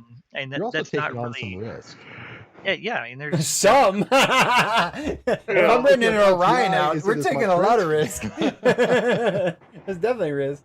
No, that was one of the biggest reasons why I bought a lot of duplicates of some of the bigger ships like the Orion, is I know I'm going to be renting it out, or at least I want to, and I think that's going to be huge early game. So you're right. Nice Sim, sub, by Vicious. adding this mechanic, they can add the rental piece of that pretty easily, I would think. Yeah, it's not a far step. Very logical. Yeah. And that was just the notes from half the show. I mean, there was so much more. We gotta keep the show moving here. Get to our interview with STL. Talk about more We're getting spaceships real close to again. that. But Yeah, we're yeah, doing okay on if time y'all, though. yeah, if y'all And that was didn't the bulk watch, of it. yeah, I know those were some of the really high points. If y'all didn't watch Friday show, go watch it. If you watched it, I'd say watch it again. Those really meaty shows like that, I watch them generally twice. And we're all stuck at home working on our computers, nothing else going on. Put it on a spare monitor if you got a spare monitor, and just have it going on the side and absorb Nothing it else as you going go. on. Yeah. Yeah. So, and then Saturday, one of our shenanigans evenings. Mhm. So, yeah, as I was saying, Saturday, Monday, Thursday. Usually I stream, but while I'm remote up here, I'm not actually streaming. But we're I still streamed getting our this groups Saturday, together. which was really fun. Yeah, that's right. Yeah, you came and joined us. Mhm. And so do all kinds of different stuff. We really like to get a lot of cyclones together, and one of our folks, Fierce Monkey, he likes to go out and scout locations for us to do things. He found this incredible, super tall, flat top plateau, nothing else around it, with sloped sides that you could drive up, but they were steep. Yeah, like a week and a half before this, the few and I found this on accident. And I tell you, on accident, because accidents happen shortly after. Like I'm actually surprised we did this well. But look how long that drop is, like a 20-second drop. It's like it goes and goes and goes, and you land flat because it's flat at the bottom and it's a smooth slope side. Well, no, there's quite a few spots that are not flat. That's what I was getting at. Depending on how you go off the edge, if it's night. Wow. It was not flat for us. Hey, we have the Noobifier in chat. Good to see you, buddy. Hey, Noob. Good to see you, man. Hey. I totally broke, by the way. No, this was a great location, and it's a great spot to land large ships too. So it's actually not too far from one of the spawning. Spawning. Art Corp 157, I think. Yeah, it was 157. Yeah, because if you and I were driving, and then we were at this thing, and then we just went right off that edge, the edge that you just saw. I hit the big crag on the other side. He landed on the flat spot. So as soon as I saw it, I was like, "Oh, this spot is so awesome! I'm glad you guys found it." So that was good times. Good times. Hey, good night, Carson. Thank you so much. Love you. Always being a part. Always being a part. Rest well. It's like 10 or 11 kilometers away from the outpost, but well worth the drive, and if you've got something you can load your cyclone into, like a Cutlass or a Valkyrie or a you Carrack could drive or something. there, I drove there the first time, and the second time we loaded up a bunch of stuff to save a little bit of time, but it was a lot jumped of fun. on Ursoff. It didn't go well. Did not go well. Oh, that was really cool. There were was that Warlock or Meteoros? I think that was Meteoros. He was flying that hammerhead, like doing these crazy maneuvers. Yeah, we bounced off of it a few times when he was flying by. That was pretty fun. He parked it. We jumped over it, but he was doing like hard flying with a hammerhead. Wow. That was fun. Yeah, he's pretty good with that thing. And then Monday, This Week in Star Citizen, Stem. Really, This Week in Star Citizen spoke about what we've seen already and what we've discussed. And it also led up to the lore post, which is what Dr. Murray does and reads for us as part of his role with the Yacht Club SC. Woo! How was the lore post this week? It was all right. It was, I mean, kind of a reflection of the times kind of piece. There's some voter intimidation going on. It looks like a Tavarin. newspaper. That's the funny thing. It's 2950. Yeah. It's 2537, but it looks like a newspaper. I still think that's the part that I thought was hilarious. That's I a like good It's bet. going to go away and then come back. You just Right? Yeah. Right? Yeah. It's like 70s. It'll be It's like digital 70s fashion. We never really lose it. Yeah, It just digital finds paper. different iterations. So was this a new lore piece? This wasn't a repost? Yes. Yeah, new, this is new. a new Okay. one. So this is about the election. Yeah, about voter suppression of the Tavarans and a super right nationalistic group keeping them from voting on planets, and how when they were pushed out in the diaspora, they were sent to all the backwater colonies. The Tavaran. Was it interesting? Would you recommend it? Yeah, sure. I mean, you can read it. Is it Doc Murray recommended? Would you read again? I only saw a dozen errors, so. Of course. Then that means it probably was not worth reading. No. That's But two you more. have such a critical eye with your role. Two more than so- two That means- terrible. That means they need an editor, which they've needed for years. So And Doc Murray is putting his letter in the hat there. I actually have. Nice. I've sent them my resume. Nice. So there were a couple of things on the agenda for this week, Tim. Yeah. So are you talking about the cosmonaut issue? Well, that was the community I'm highlight, lost on this one. but as far as what was going to happen this week, so we had Line Wednesday. 122, Shadowkin. we just jumped 4 lines, 3 lines forward, 4 lines back. I'm just okay. Here we go. Cosmonaut, you okay? That's mostly actually line what I had ready, and I thought this was pretty Yeah. cool. But yeah, so they announced that today was going to be the AMA with Jake Muley on the Yes. economy, and we've got some information on that. That was a lot of stuff that some of us knew if we really studied the whole quantum economy system, but he really went on at length about a lot of details and answered a lot of questions on that. So that already came up, and then they were talking about Friday's show.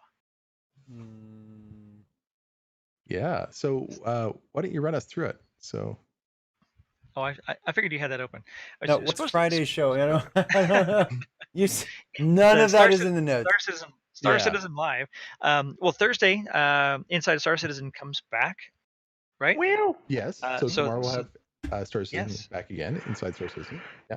and a sprint report. So I like it when they do the sprint reports. I think they Yeah. should really do that like every sprint. I don't know what their sprints are. They do 2-week sprints, right? It should be 2 weeks. Yeah. By Yeah, standard. so I'd love to see them do a sprint report at the, I guess, end or beginning of every sprint. And it says sprint report and more. So we'll get something more. We just don't know. Yeah, they always talk about other stuff. Yeah. But Yeah. on Friday, we'll also see an absolutely wild new episode of Calling All Devs focused on the fauna of the verse. Oh, perfect. And we've been waiting for this for ages. We've seen a lot of Alien flora. creatures. We now need the And- fauna. Joe Exotic. And they're going to be excited. doing, and they're going to Yeah. be doing bobbleheads. So it's not going to be. And I don't know if they're going to show us stuff. I mean, sometimes they show us stuff on Star Little Citizen giraffes Live, but with little heads on the top. yeah. Calling All Devs, sometimes they do, sometimes they don't. But Bobblehead I giraffe. really want to hear about the fauna that they have planned because people ask about that all the time, and that's going to add so much life to the verse. I was Yep. watching Board Gamer UK's review of 3.9. He was running through Microtech, through the new Babbage, and looks absolutely fantastic. And one of the things that he focused on quite a bit was how amazing the fauna looked, the digital fauna that we have. You know, the hummingbirds and butterflies and dragonflies that are going by. And you know, if we can get that excited about an ambiance piece that surrounds, you know, kind of life and enlivens an area, you can imagine what it's going to be like when we start actually getting fauna out when we're out somewhere on a planet or In a cave. It's that audio visual cue, and you feel that all around in New Babbage. You know, you go through and you see that, you know, those little displays where there's some real grass, but there's a hologram, and you get the ear, you know, the sound in your ear. All of a sudden, you're dripping water or like insects and everything. You're like, "Oh, I feel like I'm outside, but I'm not. Like that's something. Yeah. Then you know, even like it's even different too. Like the way that they leverage it all. You'll all of a sudden go into the promenade during the day. It's like in general, that place feels like Space Vegas. But you go out there during the promenade specifically, and it feels like more like a Mexican resort because at first it's daylight and you have like Zen music. It feels like a spa. It's relaxing. It's a shopping center. And I did, for the record, I didn't even realize that there was waterfalls in there that were generated by melting ice cubes in a tropical setting. That's amazing, by the way. Oh, I didn't see that. Yeah, go there Wow. during the day. Every time I've been there, it was night, and last night, and then all of a sudden it was day, and I saw these big blocks of ice that were melting into waterfalls. Really cool. At night you go there though, and it's like Hakkasan. It's a nightclub all of a sudden. Dude, Hakkasan is one of my favorite places. Hakkasan. All of a sudden it's just, you know, there's lasers, there's, you know, house music, there's, you know, I love the music. Yeah, everything about it is different, and I think that all is just a total reflection of the power of an audio and a visual cue and how it's leveraged. And to that earlier point, if you do get excited about those when you're looking at a hologram inside of a video game, inside of a space station in that video game, what's it gonna be like when you feel like you're actually walking out there? I mean, remember the first time you landed on Hurston and 3.6 or whatever, whenever Hurston came out, and you actually went to Operi and you found that, you know, grassy meadow and you got to walk through it. You were like, this is amazing. It was amazing. I found my first lake and I sat in front of it for 45 minutes just watching the water. Yeah, watching the sunset over the lake out there. Yeah, it's just a different experience, and if that sort of feeling can start to be replicated in different areas, it's groundbreaking. Yeah, 100%. It defines the space and the feeling and the immersion when you're there. Just, you know, and that's why cicadas have been, you know, something that's been put into movies to help give that feeling of the outdoors at night and that summer sort of Yeah. feeling. They're You mean the so much crickets? worst, that but ties also into the that. Yeah. best. It's No, usually cicadas, crickets, not they're Crickets, different. not Those are different cicadas. from Cicadas are annoying. Crickets are actually kind of In nice. Canada, we call crickets cicadas. We call it Ah. cicadas. That's how we Oh, that pronounce Okay. figures. There you go. Why? Here we hate cicadas. They only come around every 13 years. But yeah, I get what you're saying. Yeah. But we Well, call there's- we have the spring peepers, the frogs. There's Those two are- kinds. We've Right. got some that come And around frogs. 13 There you years and go. some that come around every 18 years. Right. Wow. They're both suck. But then there's Yeah, also and the annual ones. So Yeah. Well, the way that it's spaced out, we usually get one every year, but like they sleep for. Dude, 13 cicada. years. I'll tell you, I know the difference between cicada and locust, and then also Yeah. crickets. There's a Crickets. Yeah, crickets are okay. Cicadas. Crickets suck. is usually what they use. I've never heard a cricket called a cicada before. I don't know they slept for a long They're time. different animals They're big. or insects. They're not rather. animals. They're insects. They're Yeah, red. they're fauna. They got red eyes, man. Just call them fauna. All right, moving Anyway. right along. We got, We gotta should stay start the semi- interview. Semi-on track. We Right, should okay. start the interview. definitely should. There were two more very, very important things that Okay, happened. here we go. Actually today. So A one lot of happened those. today. Yeah, it's like I was watching. He's trying to get to it. So much stuff was going on today because there were two different really long conversations between devs. One of wow, them was yeah. going on almost all day on Reddit by a guy named Koku, and so the Reddit post was "The prison system worries me" by whatever that guy's name was, and we'll post it in chat. And so, of course, he was saying it's like how different things could result in prison when you're not really a criminal. And I've been talking about this for a long time, and we've had a lot of conversations here on the Yacht Club.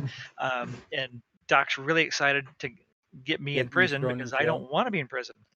The opposite of my entire vision for being a Star Citizen as a goody two shoes space tourist.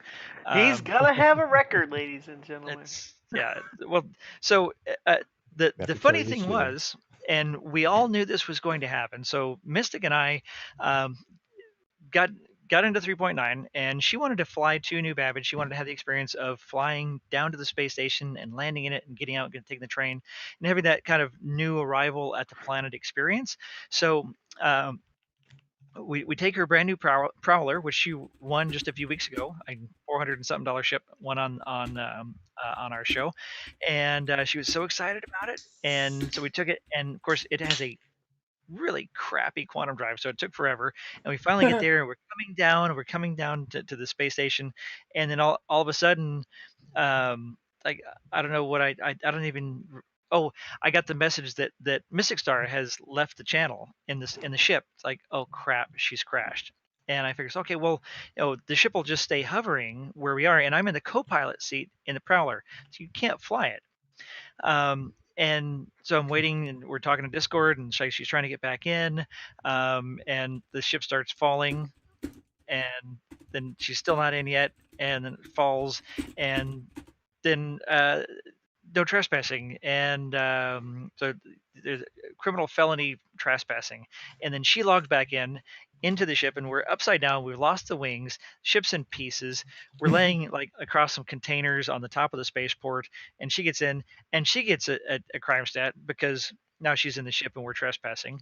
It's like, well, crap. All right, well, and she tries to land, and she can't request landing because we have a level 1 crime stat, level 1. For this ridiculousness. So we can't request landings. It's like, okay, well, we've been here before. We know we can park in front of the garage. We know the garage is open. So we parked down there, and we went inside and went upstairs. We're in the lobby, and all of a sudden I hear gunfire, and I'm getting shot. And it's like, okay, well, we kind of knew this was going to happen. And the next thing I know, yep, I'm waking up in Klesher prison, and I am just livid. I mean, I am so ridiculously. I was just. How boiling. livid were you? Yeah, Nibafires. That's like, yeah, I'm the same Ranting. way. Doc, beat us to it. So you can apply for the co-pilot seat. Well, so I didn't actually bother doing that, and it was inevitable. It was going to happen anyway. We knew it was going to happen. How much time had you actually yeah. spent in the 3.9 before you actually got thrown in prison? I think it took us around 10 minutes to get to Wow. Microtech. Record. It's really freaking slow Quantum Drive. Probably one of the slowest ones. I don't. It's Maybe okay. not Horton Nintendo, did the but same thing. She tested trespassing. Clearly, it works. So we know that yeah. works. Well, CIG. Horton wanted to try out prison. It's like, and we all No, know she how much like accidentally still got there before she was even wanting to, which was really funny. So And, I joke with her. I everybody said was you saying, ran to prison. Doc Note is going to happen. Another buddy of mine from the Florida Discord, he says, "You're going to be really pissed off. You're going to end up in prison. It's going to happen." It's like, I played for 4 hours. I Like- didn't end up in prison. I don't see the problem. yeah. Well, you probably spawned at New Babbage, and it's like if we had just spawned at New Babbage, but we want to have this new experience. What could go wrong? Well, that's not Right? Well, there's the door, isn't it? Click, click. Ooh, what could possibly happen? I spawned at New Babbage. I ended up flying up to the moon. I got interdicted along the way. I was a good boy. I jumped to another location, got distracted, didn't realize that some other ships had quantumed in on me, and there were security forces. After playing 3-8 for so long, where there is not interdictions, didn't even think to look. Jumped to a moon. All of a sudden, I had a crime stat. Came out on the other side of quantum, and there was people ready to kill me. Fight. I go up to a crime stat 2, and then I'm in prison. All right, you got me. I feel like I feel like 3-9 should have came with a bottle of lube. Because prison's inevitable. But no, I mean, either way, they got to test it, right? So throw everyone in prison at least once.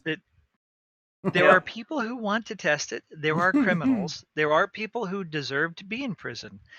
I do not want to be in prison, and No, I No, will but you be shouldn't have trespassed. I will be positivity. ranting and raving You every shouldn't single have time because trespassed. it's bad game design. It is bad game design. It's not a No, it's bug. not. It's fine. bad game design. You No, It's and not somebody bad were game. supposed It's to just go. it just needs tweaked. It needs tweaked. All right. Well, It's just yeah, no, basic. it needs adjustment. But I brought this up on the Star Citizen Live where they invited questions, and it was one of the top voted questions about this exact scenario, because we have these shenanigans all the time, and something happens and we crash.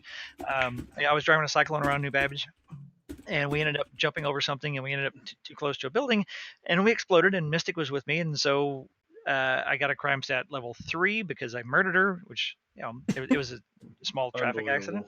It He should have wants just a been on my small family. traffic accident. we- You we murdered knew somebody. something was going to happen. Manslaughter. But for these small things, Small you should not things. you should not get penalized. Just so you know, to he that- does to live in that South level. Florida, As a so leader in it a probably large is a small thing. As a I leader live of a there. large organization where we do events, we kill each other on purpose often.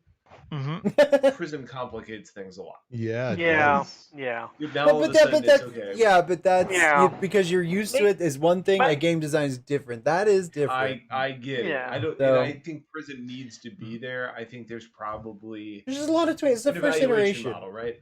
Like Yeah, I you think need like what a- you do is you look at it and you say, "Yeah, we already have 5 crime stats." You don't look at a misdemeanor and say you go to prison right away. So level Yeah. 1 crime stat should not send you to prison, flat out. I don't know who designed that, but day one that should have been. I agree. very Exactly. Yeah, And- trespassing should not send you there. I agree with that. and it should be a fine. And okay, well, if you don't pay your fines and you accumulate a whole bunch of them, then you go to prison. But and the thing is, I brought this up on the other. Oh no, it wasn't Inside Star Citizen. It was another AMA where they were taking questions, and I asked the question. It was highly voted, and they said it's like, yeah, probably shouldn't. We'll take a look at that. So of course they didn't. So what was They great? did look at it Wow. and decide It's version not to 1, go by that the way. way. It's version No. 0, actually. So We No, also but- need no, people so- to get into prison right now in order to test it. There's no shortage of It is the people in test prison, university. Stim. There's no shortage of people in prison. Yeah, No no, shortage no of people in saying. prison. If you Um, have a crime stat and you die, you respawn in prison. It doesn't matter if you were killed by security or not. It's No, just, if there is a security person or a bounty hunter nearby and No, you die, It didn't Yeah. in early 3.9 because there was no bounty hunters nearby. I killed Nick, Right. and then Well, that he was- killed me. well, that was- that was- and I went that to was- prison. that Poor was Nick. a bug. It said actually in the patch notes. That feels like a whole like lot of they have to murder. be That near- probably. Yeah. Yeah. Yeah, right. But they pull back. I thought we the were monitored outside space. the monitored space. Well, and that's what they changed for 3.9 on the last patch, is that they brought the monitored space in smaller, so there'd be more unmonitored space. So people who want to have war games, you can go to places where they're not monitored. You don't have to worry about it. Yeah. Take your Cutlass Reds and all that, and respawn and have at your war games and not worry about it. So leading up to today on Reddit and this great conversation all day today, with the guy who's one of the leads on this. He was answering so many questions, and I had a question on there, and he answered it and says, "Yeah, no, that shouldn't happen." And so, yeah, they are going to go back and revisit that. It should be fines. That particular thing they hadn't looked at, and there's so many different scenarios, and I completely understand that there's so many different cases. And one of the things that somebody else brought up today was, okay, well, what if somebody is stealing your ship, and they're in the cockpit of your ship, and you shoot them, and you get the crime stat for murder? It's like, well, that really shouldn't happen either. So I don't know if you answered that when I go back and double check, but we'll post that in info links for anybody who wants to read that in its entirety. He was on there all day today, and it was a ton of great information about lots of different things about the law system. Yeah. And there's going to be all these gray area situations where Yeah. it's, who threw the first punch and who's responsible to go to jail. Yeah, well, and like pad ramping. So for some reason they're still not registering. Okay, well, somebody rammed somebody and they're not getting a crime stat. And Well, if they want to make it so you can kill someone on your ship that might be stealing your ship and you not get a crime stat, then all the ships are going to be Florida, and everybody that goes on them that's not invited is going to die, regardless. Yes. So it takes away the fun That's fine. shenanigans of being a stowaway, running out, knocking them unconscious while they're flying, and then going and hiding somewhere else. Just get so shot.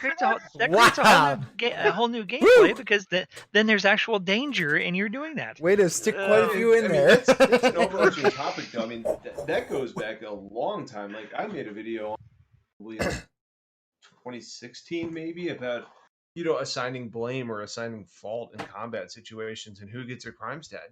Yeah. Mhm. You got two green characters right now. Whoever does the damage first is the bad guy. But if you've got a bunch of cargo on your ship and you've got somebody flying at you balls to the walls with a lot of weapons on your ship, are you going to let them do the alpha strike so you don't get a crime stat? No, but then you have your cargo on board. Now all of a sudden you're being hunted by everybody. It's a really complicated scenario that you need to balance. And I had some solutions in that video, but I don't know what they're developing. But all of that needs thought around it. Yeah. There's no right-hand rule in space in 3 dimensions. Right. Well, it's not really being a criminal in ETU in ETF PTU, because there's no combat allowed, so we can't kill each other. So it's just They need a dual system, though. Fun to mess with people. They need the ability to say, okay, I challenge you, because you piss each other off, or you get into a situation where you want to fight. You're in an org and you want to have fights. You should be able to challenge your friend, and all of a sudden, it comes across the top of your screen. Specifically to that, they did talk about that just a few weeks ago, maybe a couple months ago, but relatively recently, that if you're in the same party, that if you can have these war games, so that they can choose whether or not, if somebody was killed and they're in the party, whether or not that was actually a lawful thing or not. And then that's something that's going to be implemented at some point in the future. So if everybody's in the party and nobody gets dropped out of the party, and you're having war games, that's not necessarily going to result in a crime stat at some point down the road. Still, brings up a point. How long do you think it will take to add nuance to the law system? Vague, so more specifically, avoid jail in your initial example. Well, those are two completely different things. Nuance, as all these edge cases, we've only just touched on a tiny number of them. This is going to be an incredibly complicated thing that they're going to be balancing for probably years. I think that they're definitely probably going to take a good year before they get more balance, which goes back to what I said when we first heard about prisons. Prisons are too early. No, they're not. No, they're not. They really need to get these in now to get it sorted out, because just like you were saying, this is going to be years of balance. They can do it with fines. they could do it Right. with various levels of fines without the No, whole that prison doesn't take thing. people. That doesn't take people out of the game so they can keep killing you over and That's over and another over thing. again. But I'm telling you, the automatic fines are a major deterrent to people. Like you see it all the time. Well, you should be able to Um, pay them from anywhere. That would help dramatically. yeah. And in the PTU, Um, everybody well, has that's like a $12 that's a million UI thing. dollars. So nobody's That's Yeah, the that's UI true. thing. Everybody True. does. Well, Okay. in PTU. But We need to move forward. yeah, we'll move forward on this one. It's a big topic for conversation. Of Free course. Jordan. That was the best ever. Well played. Thanks, Steve. a new emote. Free Dive Jordan. into the Oh, interview God. with STLYoungBlood. We just want to show that hot tub picture that we've got. That's the first thing, and then we Oh, also you got have that to picture of me quickly. in the hot tub? Yeah, What? here it comes. Where? Wait, where?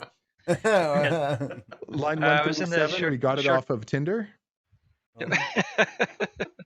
That was Grinder, It's not funny, I Tinder. actually looked at it. Stem's a little behind the times. Thanks for I'm all finding over that the for us, place, Doc. baby. I Like, appreciate holy that. shit, really? I haven't. I don't mind. I have a Grinder account. My eyes! Anyway, go ahead. So, EOD says he's got 1 million UEC for the first one to corner Joran in the prison showers. Powdered So soap, man. Powdered soap. I can't see if you have the image up, but it's this is He the doesn't. Phoenix I don't have an image. hot tub. Okay, It's it's in the show notes. It's line What? 137. Yeah, or it's okay. also in the show channel now. That just is posted it. not There we in. go. That was not in the show It's- notes earlier. I can guarantee you it. No, it was added just before the show. Yeah, thank you for that. I That's think it why was I added say later. when you're Yeah, done with the it's in- notes, let me know. Here we go. Okay, You've I'll really be upset I'll be Captain taking over Cat next Lady. week, so it's not going to be an issue. No, you're not taking it over next week because we might have Xylo. So Okay, we'll work it out. So this is the Phoenix hot tub coming up, and it is absolutely gorgeous. First impressions are wow, love it. First Lighting, impressions is it Fine. looks like a real hot tub. Finally Yeah. uncovered. Yes, except the jets are in the wrong place. Yeah, right. They're not on the seats. yeah. The lights seem to be on the seats. The jets seem to be in between. Maybe it's the cord jets that we see as opposed to, and yeah. maybe those are like thrusters for your back. We're They're nitpicking. maneuvering It thrusters for your spine. looks Yeah. good. So how long Yeah. before they actually have They've got the ability to foot sit? thrusters too. Good. They need to be able to sit in there and have water. Clearly, nobody's ever been in a hot tub that designed it. Yeah, exactly. I'm sure it's tier 0. Lots of room for improvement. Maybe they don't have hot I have tubs a in bold England. thought on this: is that none of us are going to feel the jets, so I don't really care where they are. This looks Nah. perfect. Let's move on. Let's move on. We're I like where that's going. We're way behind. Next. We're way behind schedule. Oh, I don't even mean on schedule. I mean on development. They don't need dots Yeah, for me oh, to be yeah. happy. There's a Yeah. hot tub. Totally. Yeah, as long as it's bubbling, we get the effect. Yeah. Right. I've had hot tubs in my houses in Second Life since 2007. It's like I don't know exactly where the jets are. You turn the thing on and it just starts bubbling. Like, that's all that matters. Good enough. Hey, but there'll be the sound, the ambiance. they'll We're have Star vibro Citizens. seats we We're can sit all in. It'll about work. picking It'll everything work. apart to the last detail. If we're gonna have a bunch of dudes in a hot tub together. Yeah. Hey, Yeah. Thank you. hey. we're working on that. Working on that with more women in the game. Yeah, bring Uh, it. and We have had some people dudes like that. We've so had that's female cool, too. streamers on the show like 3 or 4 times here in the past couple of months. It has there been are- increasing. It's good to see. There are Welcome. lots of them. Yeah, so we'll just mention that the AMA today with Jake Muley on the economy, there's a ton of questions that were answered on that. Also posted in the info links channel in our Discord, so check that out. We're not going to go into that in detail because just a lot of good meaty stuff. So on to the interview. Sounds good. Okay.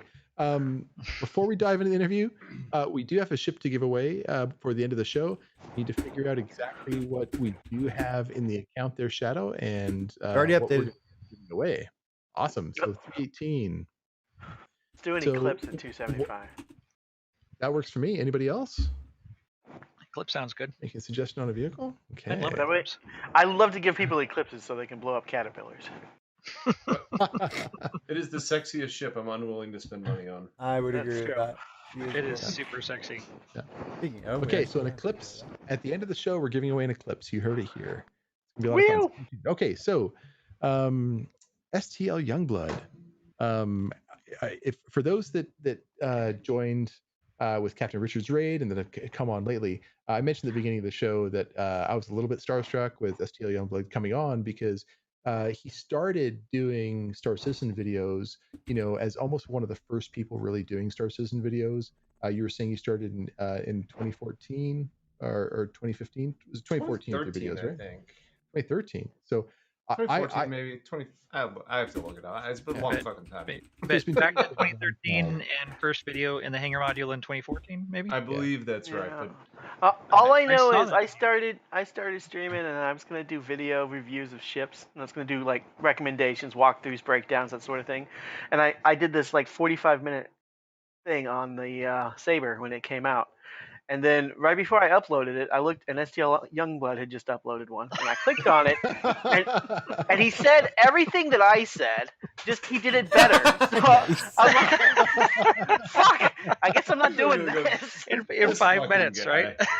Yeah, it's like, all right, well, I'm definitely not good enough to do this. So moving I don't on. want to dissuade anybody. Bring on Yeah. your thoughts. Come on. Like, Yeah. hey, you've consistently been the best ship reviewer in the community, Yeah, 100%.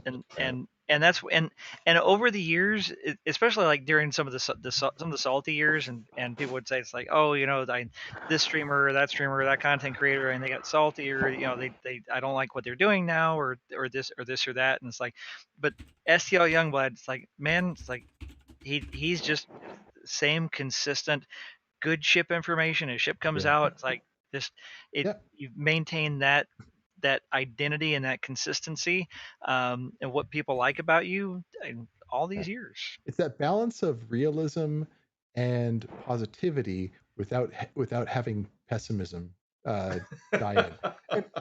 But that's what the show is about. That's what Yacht Club's about. And I think those people are the ones that are really, if you can have that realism tied in there, which is tough because that's an extremely subjective word to say. But if you be critical, yeah, and I mean, at the end of the day, I mean, it's easy to look at things and say, I'm either going to be upset by what's happening and how things are developing, or it's easy to say, I understand that we take steps to where you're going to be. Right. So people get heated about you're in prison, but we understand that there's going to be things that are going to make it logical long term. Ships are the same way. All of it is the same thing.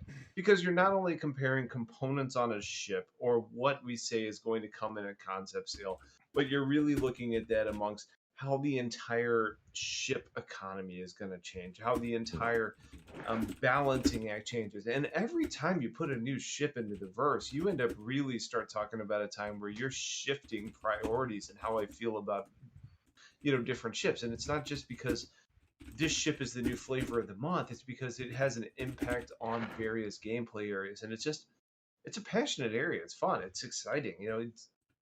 We all are here because of the spaceships. Everybody can say it's because we're flying around and seeing planets. You're doing that because of the spaceships. And that's why I've targeted that primarily, because it's what interests me the most. It's fun. Yeah. So you've been doing this since 2013. So it's now 8 years of posting these amazing YouTube videos. So I'd like to say, not only are you one of us, you're also one of the mentors, one of the shining mentors for us that have started doing this. So it's really awesome to have you on the show. And I'm excited to hear a little bit about kind of what got you into Star Citizen. Who is murdering their keyboard? Sorry. Yeah. My bad. I do that. So you had mentioned earlier that you were doing videos on Elite Dangerous. So what got you into the genre of sci-fi, and what do you appreciate the most in that genre?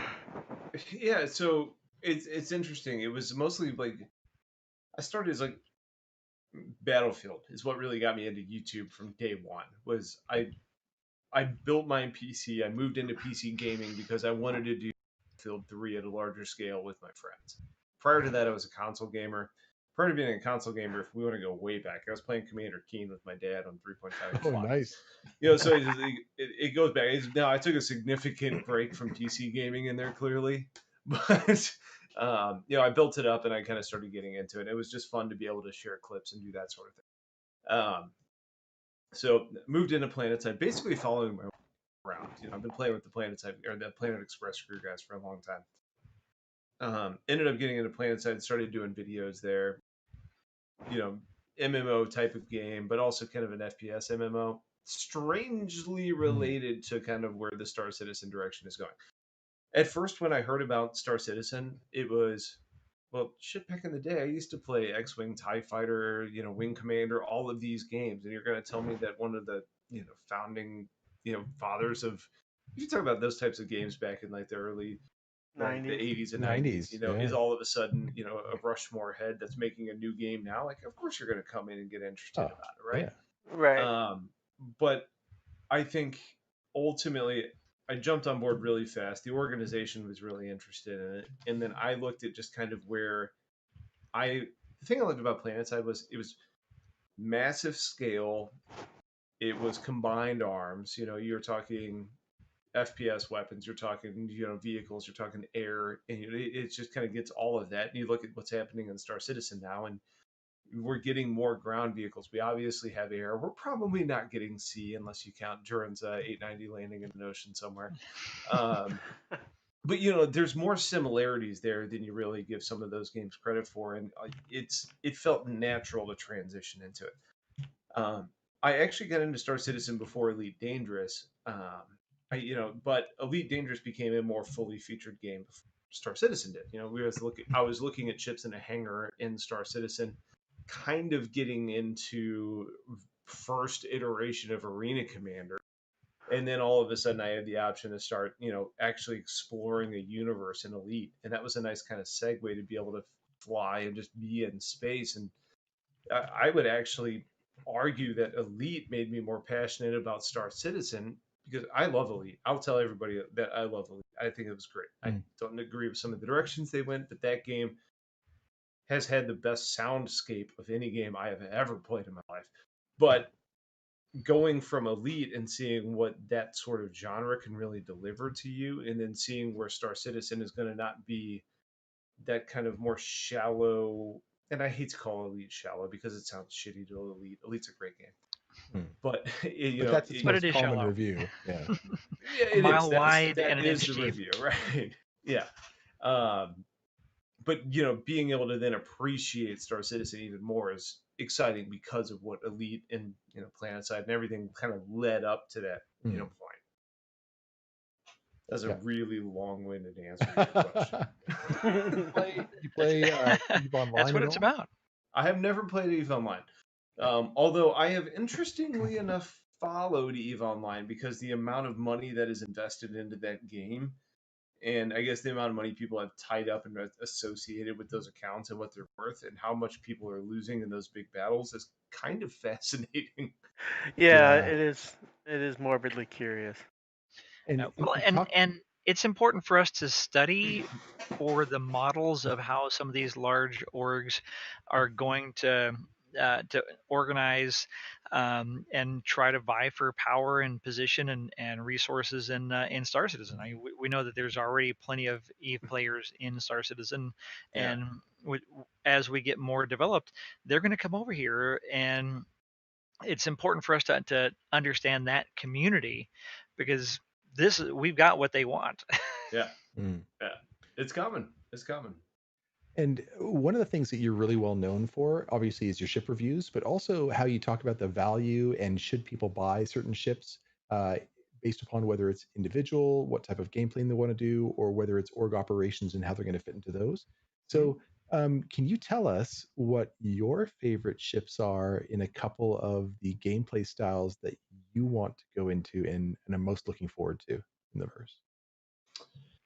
All right, so to quantify this a little bit, I am the military leader of my organization. So more combat effective ships are generally where my jam is. I've also kind of gotten to a point where I'm at a complicated point where I want to command, but I also hate the idea of just standing there and doing nothing. So before I would almost just say, yeah, put me on the bridge of a javelin. really good strategist, I'll be able to get people to where they want to go. But I'm going to be sitting there sipping on my beer and getting bored and like, I'm just going to run to a hangar real quick. I'll be back soon. So I think right now where I'm at, I mean, we can look at this a couple different ways. The ship that I pull out more than anything is the one I mentioned more than anything on this, conversation has been the Miss. The Freelancer Miss is on borderline a perfect ship for me right now. Combat capable. You have options in how you load it, how you don't, worry about quantum fuel a lot of times. It's just a really great ship. Other ones that I would say that I use frequently would be the Retaliator, which I just got back recently. I only pull it out when there's a good number of player bounties on the board, and especially when they are in a group, and I just want to be able to lock people from about 12,000 kilometers away and get a couple shots off and then boogie out of there and make a quick 20 to 30 grand in profit. Although, like I mentioned earlier in the show, the newfound ability to kill an innocent that's on board a one-person ship and getting a crime stat is a bummer. But yeah, I mean, I think those are the two right now that I'm enjoying the most. The one that I always go back to is the Super Hornet, though. I just cold-hearted love the Super Hornet. Do you like the Heartseeker? I like the Heartseeker too. I mean, Yeah. they're very, very similar, but there's something about the ability to put 5 size 2 gimbaled Tiger Strikes on there or Scorpions on there, and just you sound like the Rocinante from Yeah. The Expanse. I mean, that one may not even be just an actual ability issue, but more of a visceral feeling. There's just something about it that just feels so right. Aside from that, I mean, everybody wants to make money in the verse right now. I mean, cargo is the go-to. So I mean, I don't own a carrot, which would probably be my go-to, but I do own a cat right now, very destined to become a C2. So I'm in the Caterpillar a lot of times. But the gameplay loop that has surprised me more than anything is the mining game. I covered it, thought it was kind of interesting. I never thought I would have a good time mining. I cold-hearted love the Prospector. Great. I think that will change, but I think the mole right now underperforming ship compared to its lower level competition, right? You look at something like a combat ship to like a Miss, or to that to a Hammerhead. Right now, you think the larger and more expensive you go, you generally get more performance out of that ship. The big problem right now is the fact that you can't replenish bags on your mining ships. So, and also the fact that it doesn't matter if you have a Helix 1 or a Helix 2, they break and have the exact same power draw. So you start talking about your ability to crack and break rocks. Well, I can break, an 8300 rock with a Helix on there. Now it's a $108,000 part you're putting onto your ship. It's significantly expensive, but you do 3 loads in a Prospector and you end up bringing that back. You start talking about the value, though. You've got, 4 of the bags on the Prospector. You've got 8 of the bags on the Mole. Well, once you're able to replenish those with the backdrop, well, then the Mole starts making sense. But until that's going to change everything. It is, because all of a sudden you're talking about, I like the Mole. You need friends for the Mole to work, but with 3 people and a pilot, the Mole is great. It's the best way to mine with that many people. But the money never makes sense. Well, yeah, but it's all about fun right now. I don't really care about the money. But that's the purpose of the ship, right? Like, right. At the end of the day, we're playing video games. It makes pretty good money. You're making the evaluation of a ship. It's about the way that we've made good money in a Mole, though. I mean, not a couple hundred, but 100,000 UEC once or twice. So but I've made 85 in a Prospector. Yeah. By myself, and I don't split that with anybody. So we don't split it either because we're greedy. Yeah. But it's all about whether I was going to say we don't split it either, but we're generous. So I like your approach better. Whether you're selling it or not, tier 0 commodity involvement, all about yield over time, right? It's all about your ratio of how much ore or plant material whatever you can create over time. Yeah, that entire topic is interesting. And when I've been doing my cargo running, there's something about ultimately what it comes down to now is, in my mind, if I make I calculate my AUEC per hour. I don't care if I'm doing claim jumpers. I don't care if I'm doing a run from Tram and Myers, which is the new freaking jump town, to Lorville, or if I'm just going to be hitting aerial Aritos. You got less profit but a quicker turnaround time. Everything for me right now is AUEC population, and I think looking at things like that may be kind of boring and maybe even cold, but it also is a way to really say, let's quantify what some of these feelings are, because ultimately, if you're talking about how you make money and how you justify it compared to other things, that's the only way to really do it. Yeah. Now, you can't quantify fun, obviously, so Yeah, I a would lot of 100 that has times to do with prefer to combat, do you bounty do you hunt. like do you like one more than the other? And some people really like to do the claim jumpers missions. They like combat, and it's like, hey, I make a ton of money at this. I'm just going to do this all day long. And then other people like to do bounty hunting, and some people like mining. Some people hate mining, and some people like Yeah. cargo. It's like I am just constantly space trucking. I love space trucking, and I've got a prospector, and I keep it's like I should go and do my prospector, and people are making a ton of money, and I can go get the Helix. I've got 1.2 million or something like that, and so I can get a Helix and make a ton of money. And it's like I just love space trucking. I just it's relaxing, it's fun. I get to fly my spaceship, and like Space that's trucking what being I enjoy. relaxing would be a thing if 30Ks weren't a real threat right now. Yeah. Like, Yeah. I Yeah. don't Well, care about pirates. I don't care about gankers. I don't care about anything. But when I've got 600 grand in cargo on there, I worry about the 30K. I don't worry about the other pirates. I can get my way out of there. I've lost like 400K to pirates. I've never had a 30K while I was cargo trading. I I had You two have in 4 now. months. I have You had it better where knock on I some wood disconnect. real quick. I've had it where I disconnect all the time, so I have to have somebody with me because my connection will just shit the bed and I'll just be gone. So then my ship would be gone. So I have to get somebody to fly with me so they can take over when I crash or my ship doesn't despawn. Yeah. It seems real random. Like Eurogaming says he's traded 2 million with no 30Ks. I had a 30K I think in December, and then I had a 30K in maybe early March and lost like 270,000 UEC each time. So yeah, it was a little painful, and I didn't space truck for a few weeks after that, and just kind of let the scar heal over there a little bit. Got back to it, and just pretty careful, and I know overall, like couple of our friends say it's like, well, if you have one in 10 runs, you're still doing pretty good. And you can do 3 I runs think an you hour. look at it now. You start looking like Tram and Myers run, or you start looking at some of the standard cat runs. In general, you fill up, you risk 500, you make 100, right? It's kind of that 20% earnings overall. Yeah. So if you're successful 6 out of 10 times, that feels like really bad math. Yep. Hopefully 9 out of 10. It's As painful long when as you pass yeah, 5 it's painful when successful it runs happens. without a still come Yeah. out ahead. But it does Exactly. feel like a time waste, which is a problem, for Right. Yeah, Especially yourself when to you're like it's quantum 2 traveling. hours of your life. Yeah. Right. It's real. But now Yeah. you can set spawn points, which would really help. Well, it doesn't help 30Ks. Yeah, it No. doesn't help 30K. No, yeah, but And you can only set your spawn point once. But if you're in a Carrick, Can you log out? 30K. Can you log out in the Carrick now? Because the beds weren't working before. It was working. I logged out a couple of times in 3.8. Yeah, Carrick was logging out fine in 3.2.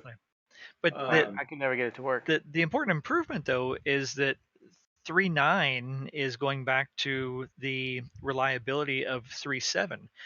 3.7, 3.7.2, those were the best patches. That patch cycle was the best we have ever had from a stability standpoint.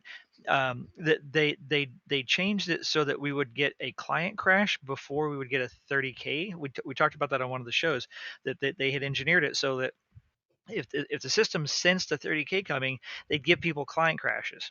Yeah. And then they had the crash recovery to 80+% reliability, and that was phenomenal. I don't know that I had 130K in that entire 3 month period, maybe one. And luckily, I didn't lose any cargo. And they've gone back to that in 3.9. It looks like I had I think two regular crashes, and Mystic had a crash last night in 3 hours. But bam, we were right back exactly where we started. The ship crashed, but Yeah. but it was I'm not reliable. evaluating a lot of 3.9 from the sheer perspective that they're in a PTU cycle right now, so you don't really know what you're going to get at the end of the day. But Yeah, it's I going to be agree. buggy and In crashy. general, the ETF patches, and can't talk much about them, but I mean, they felt better than a lot of others. Now, everybody Yeah, some of has the seen the later ones. published desync issues and things like that. I'm not breaking anybody's, bubble on that, but it feels like what we're coming up on feels like one of the better set of patches. I agree from a Yeah. performance It and felt so smooth last night and this evening. I mean, it felt really good for wave one. I think it felt great. So we are coming up now on the witching hour. So before I don't want to cut the interview short, but we do have a couple of Patreon questions that have come in that we want to get through. And what we'll do is we'll hold off the other questions that everyone has been so good to submit either through Discord or the website or through Twitch. We're going to save those for the next show. We normally don't do this, but just because we have a deadline tonight. Let's dive into the Patreon questions. So this one comes in from EOD Operator, and let's have STL Youngblood take point on these questions. So his question is: at this point, do you think staggered development is helping or hurting us? oh, that is a really challenging question. Yeah. And it's funny because it's really challenging because it's not just staggered between different technology areas within CIG. It's also staggered between the products that they're trying to develop, right? You talk about different teams that are working on developing ships. So even within the ship design areas, you've got staggered cycles of different products that are coming out. You talk about Squadron versus Squadron versus Star Citizen. I mean, I, until we see, I think, a final product on either of them, I would say that it's hard to really know. My gut says that I think we're probably hurting things through staggered development. I think ultimately what you would be better suited, which is probably not practical for what CIG is trying to accomplish, would be to deliver one product and then move on to the other. Because I think once you have that full set of technology in place, you're probably good. And I think that doesn't necessarily apply because staggered hits a lot of different categories, right? It's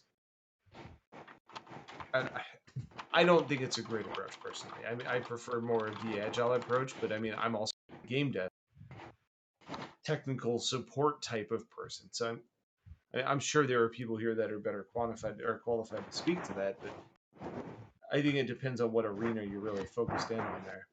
Yeah, I don't it think really we've had enough seems time yet to see how staggered development's going to pay out. no. We've had Yeah. we've had one maybe time of staggered I development. think we're on our third patch or second full Second, patch cycle yeah, of yeah. staggered development. So, and anytime that you change a new methodology over a period of time of development, That's right. plus also, we were talking about this earlier in the Discord that just because there's two target patch releases in a 6 month cycle, and they have so many sprints and so many things that they have within that and there are multiple teams, multiple pipelines, lots of things. Some like ship pipelines are longer than that, and they're really not necessarily in that. It's wherever things what they've said is that what they put on a roadmap for a patch release is what they think that they will have done at that patch cycle, at that quarterly cycle. And so these may be things that they've been working on for a year. And when they're 9 months out and they think, okay, this looks like in this period of time, we're probably going to be able to hit this with this. some things are more, they feel like they're more reliable, like the ship pipeline. They've made enough ships, unless it's something really big and really unique, they know how long it takes to white box a 40-meter ship. They know how long it takes to gray box a 60-meter ship. The tech art, et cetera, et cetera. When it comes to creative endeavors, I thought it was really telling.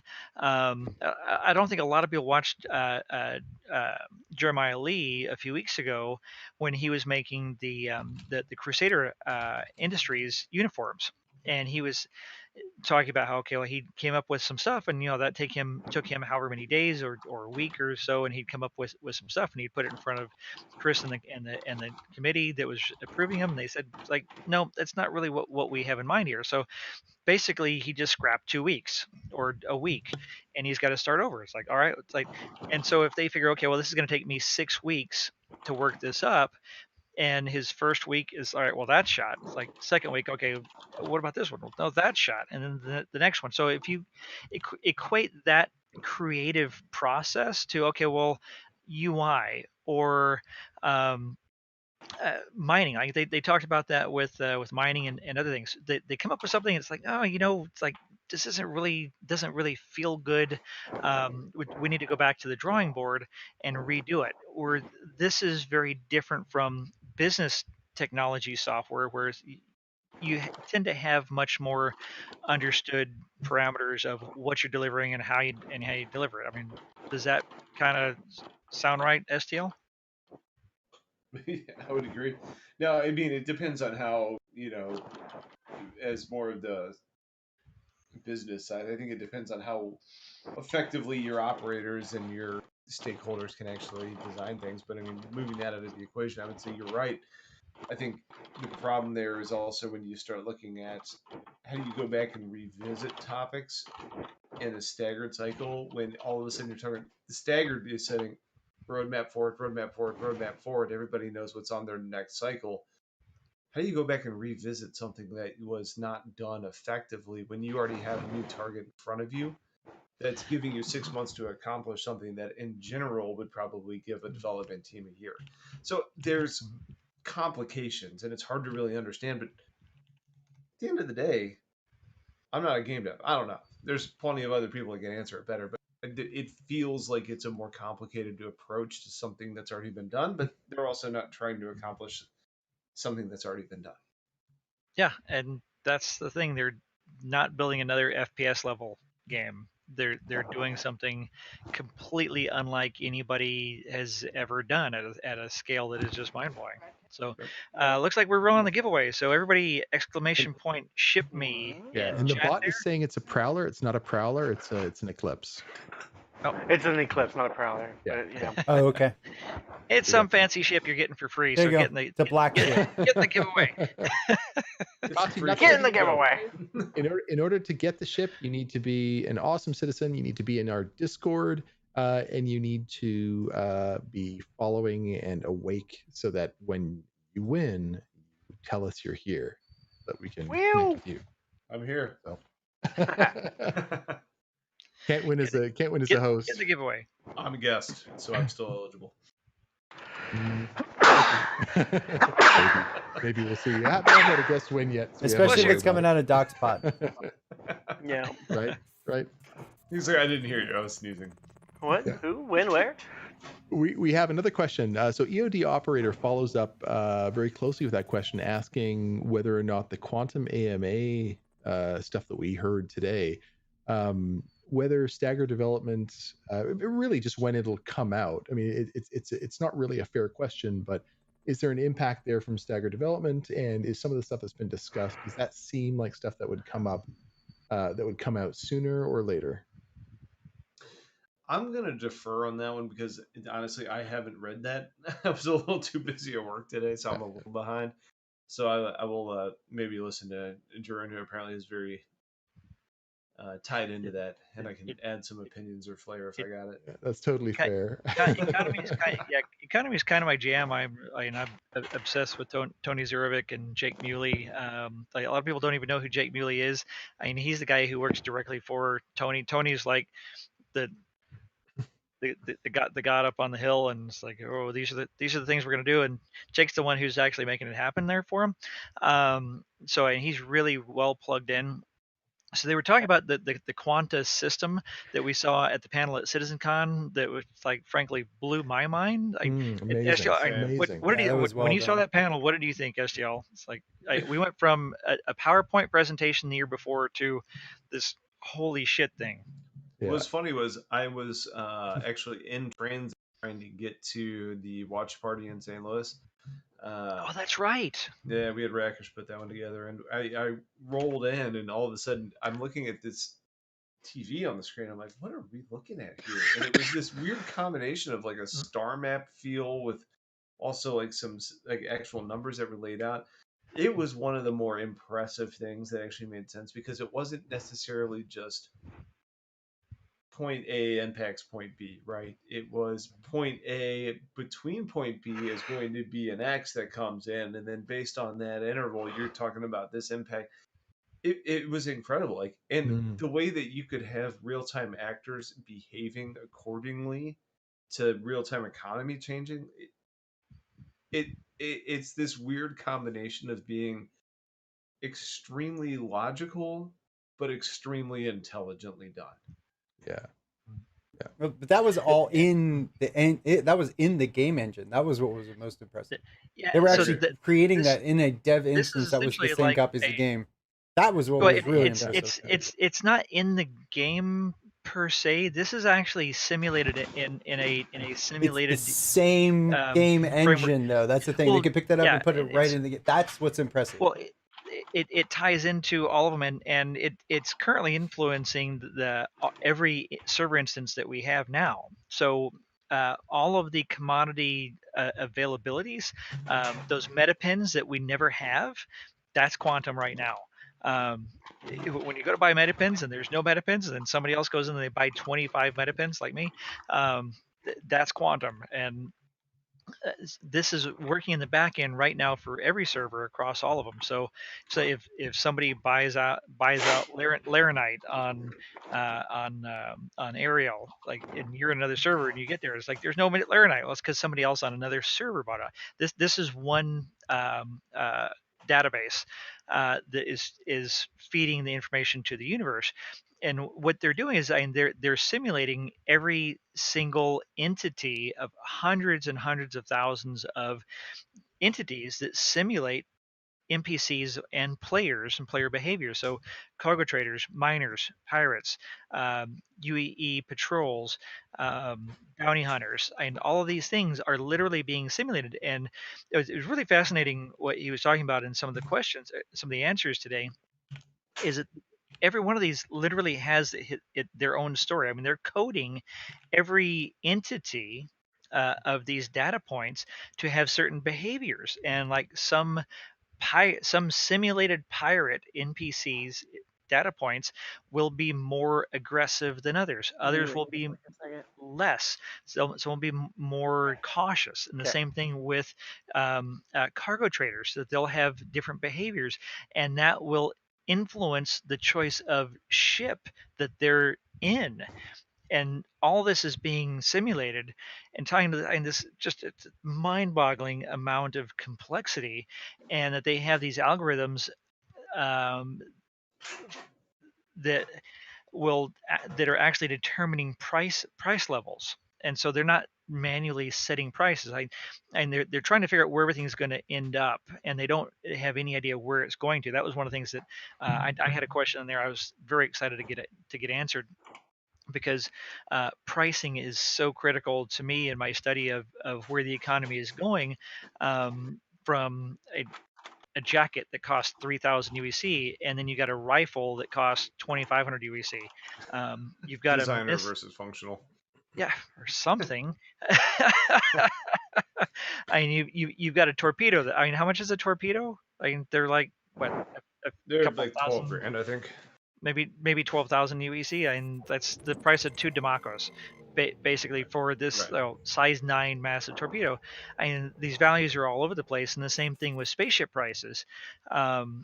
All of these things feed into essentially the top of the Star Citizen economy are spaceships and everything that makes up spaceships and components and lead up to those, and just the complexity that they're simulating here that's going to play into the universe and then create missions and encounters and probabilities where you're flying cargo and this pirate spawns in or this UE patrol spawns in is all going to be determined by that dynamic system that we saw.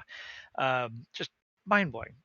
So Mad Stelic clarifies by saying it's actually the engine Tony Zervik's simulator there is actually out of the game. Remember how there's going to be that economy server, and the Yeah. values that are simulated from it are pushed into the instance of the game in order to drive the way the economy works and how those actors and quanta actually work.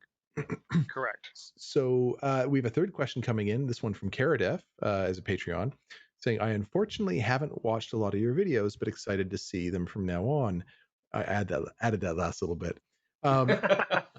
What is your opinion of the Ares? I would say my opinion of the Ares is the 2-pack, so I have both of them. Me too. That being said, I have some major decisions to decide what I want to do with those ships. Okay. The single biggest thing that came out of the Ares was the Q&A, where they talked about the fact that the armor on larger ships is going to mean that you need larger caliber weapons to get through them. Yep. Because when you start talking about the cost justification, or not even the cost, take that off the table. Just look at the DPS calculation on an Ares versus a Super Hornet or a Vanguard. There's other ships that can come out on top of where the Ares is with one size 7.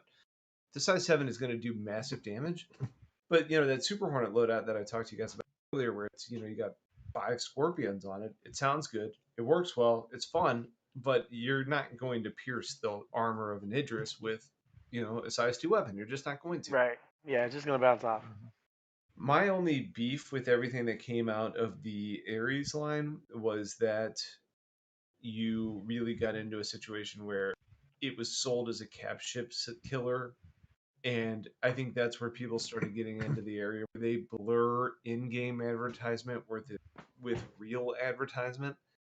Yeah. And I think people were saying like, "Oh, I can get this ship, and I can get this big ass gun, and I can go after my cap ships and everything." Like, Yeah. if you follow the game and you actually know what's going on, like that doesn't make sense. You're not going to kill Right. a cap ship with a You fighter. need It doesn't happen. you need several friends.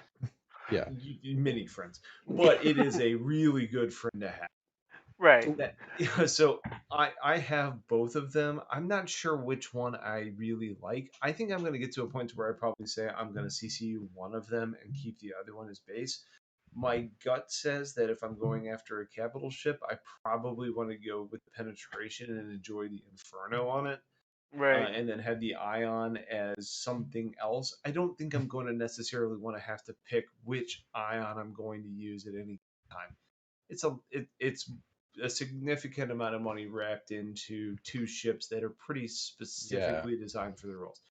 I Right. also don't see myself using, because it's like Star Runner sized almost. It's a little bit smaller, but it's pretty close to that. I'm not going to compete with Hornets or Sabres or M50s or anything less than that. It's just not going to happen. So it's a very complicated ship. It's only gonna that has take a 2 very shots, though. purpose-driven area. I feel like I can get 2 shots off. Yeah, maybe. But Before that's the where I'm javelin looking takes forward you to, out? like a PTU, is to say, at the end of the day, Yeah. I really like it. I think if my target is a freelancer or larger, I It's think I've got a really good opportunity of killing them with an Ares. I don't even care which model. It doesn't really matter. Yeah. Now, is But that as more long with as Alpha people Strike or understand that there are sustained? limitations to what the Well, capabilities are of a you're gonna- singular ship, You're gonna want Alpha Strike, but yeah, you're also gonna want to sustain. Like, it's not gonna be hard to keep track of a Vanguard or a Misk freelancer or a Star Runner. You're just gonna rip them to shreds. yeah, agreed. So Belton Black And- is saying that and the it's range. It's just it's another org ship and needs cover to do its work, similar to a Mantis, I would assume. interesting because it's a combat ship. So Yeah, would you agree to that parallel? it needs fighter support. Not to the same degree. No, I not to think the same degree. Yeah. right. I think a Manta's ship because you have the unknown of what you pull out, right? Right. Yeah. Like Yeah. you could all of a sudden find yourself with the UE Navy in front of you, and you're like, I've made a really big mistake. But depending on how that develops, of course. But Of course. Yeah. I think that the Ares is capable on its own, probably even up to like a CS3 or a CS4 type of combat mission, like a bounty that we have in the game right now. The big thing that I think we don't realize is there's two advantages to having a size 7 weapon. One is that you're going to have unprecedented range. And Right. when you have range, the ship that's engaging you is trying to close distance. And when they're that far out, their pip isn't going to be moving that much. You probably have a pretty good opportunity to land shots before they can really avoid what you're bringing at them.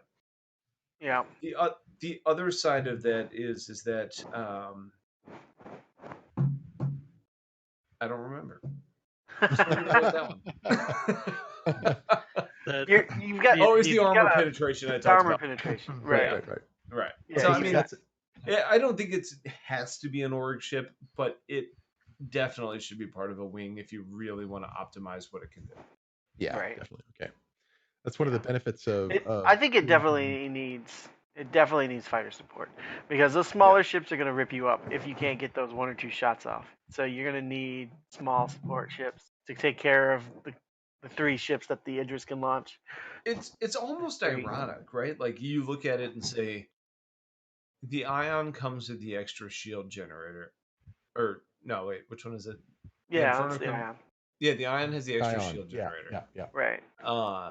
So it essentially has better survivability, but you're requiring things to really rely. You can't pierce anything. You have to burn through the shield, so you need that. It's an interesting dynamic to have two of the same ships that have a singular gun that have such an impact on what you can do with the vessel.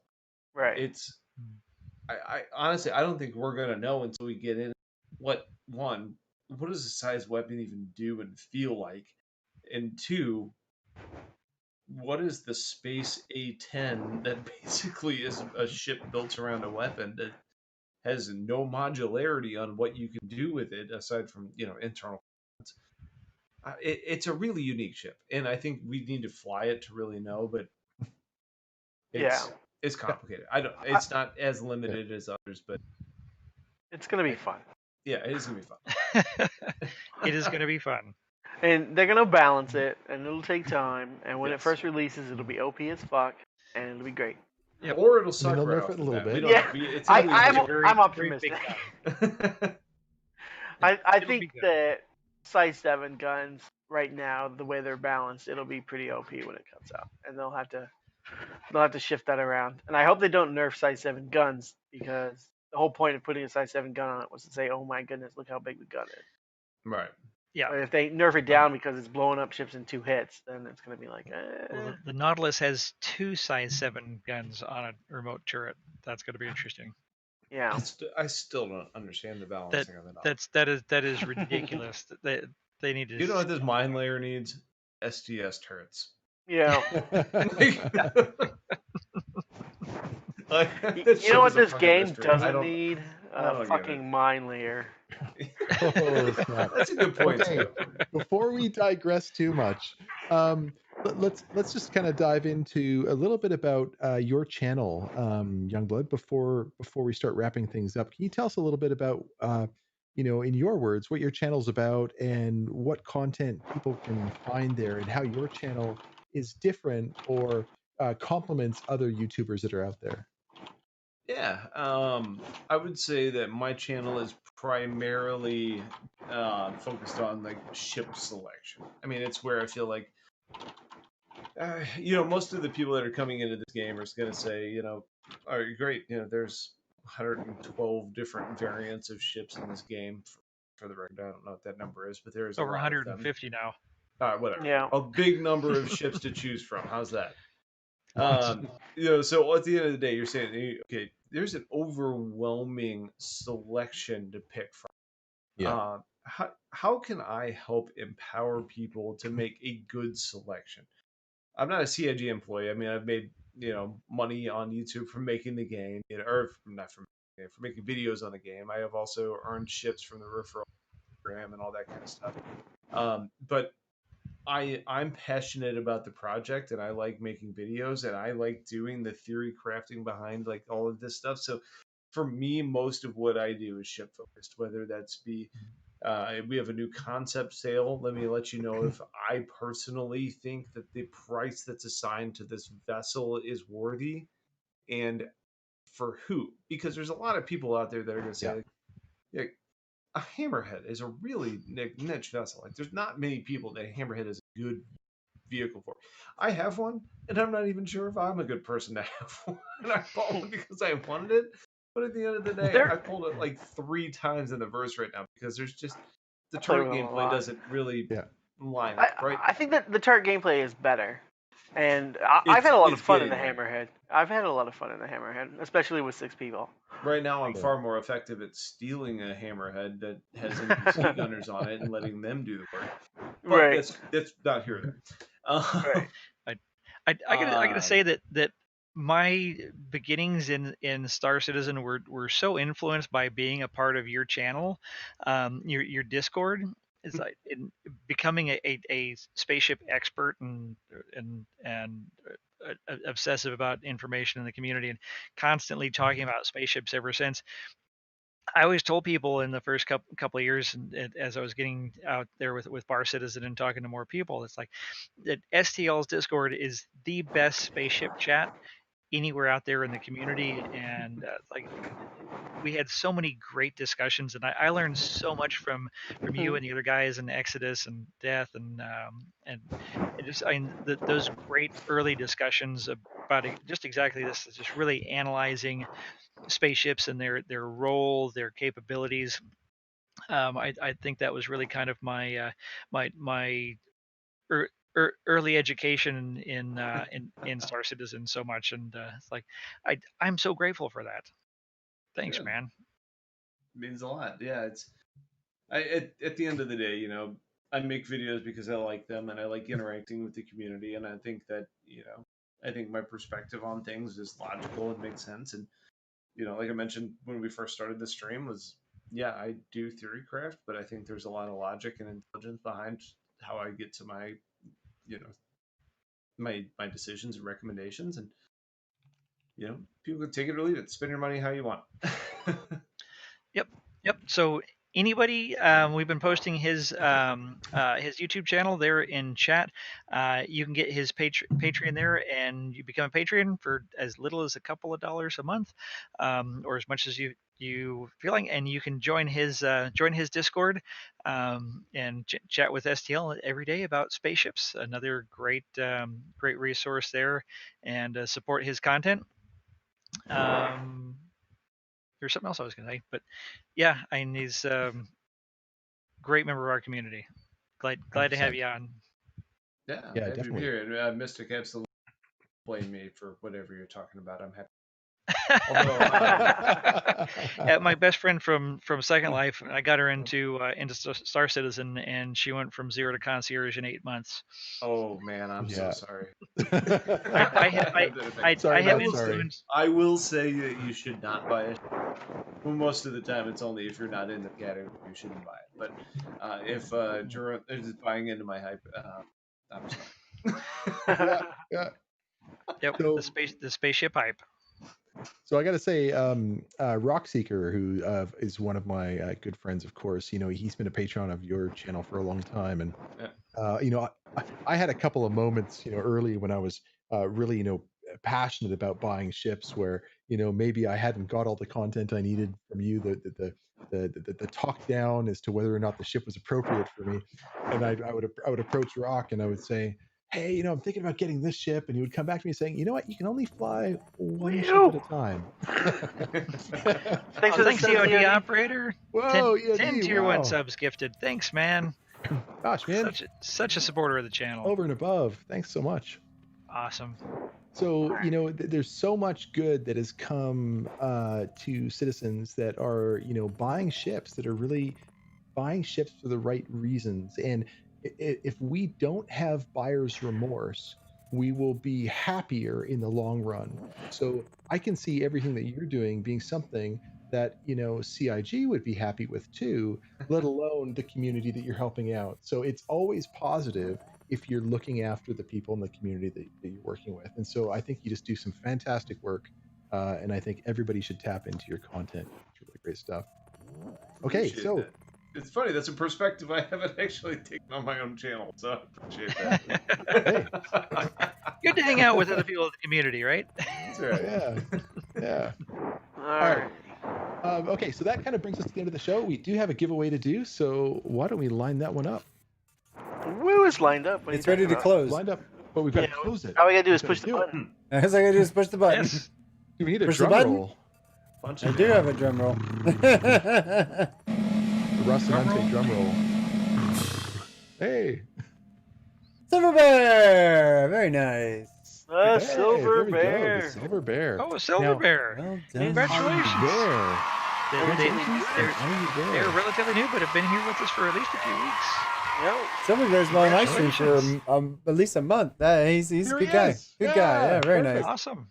Yeah, if not, I was gonna reach out and strangle him.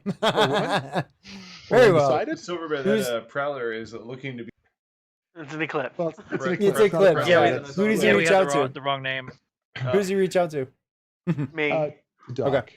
Dr. Murray in the Discord. There you I'm gonna be over 50K. Woo! go. I thought you were already over. Yeah. No, I'm just really close. There we go. And here I was telling people you were double a goddess. I keep telling people not to. Well, say now that, he but is. nobody cares. Yeah.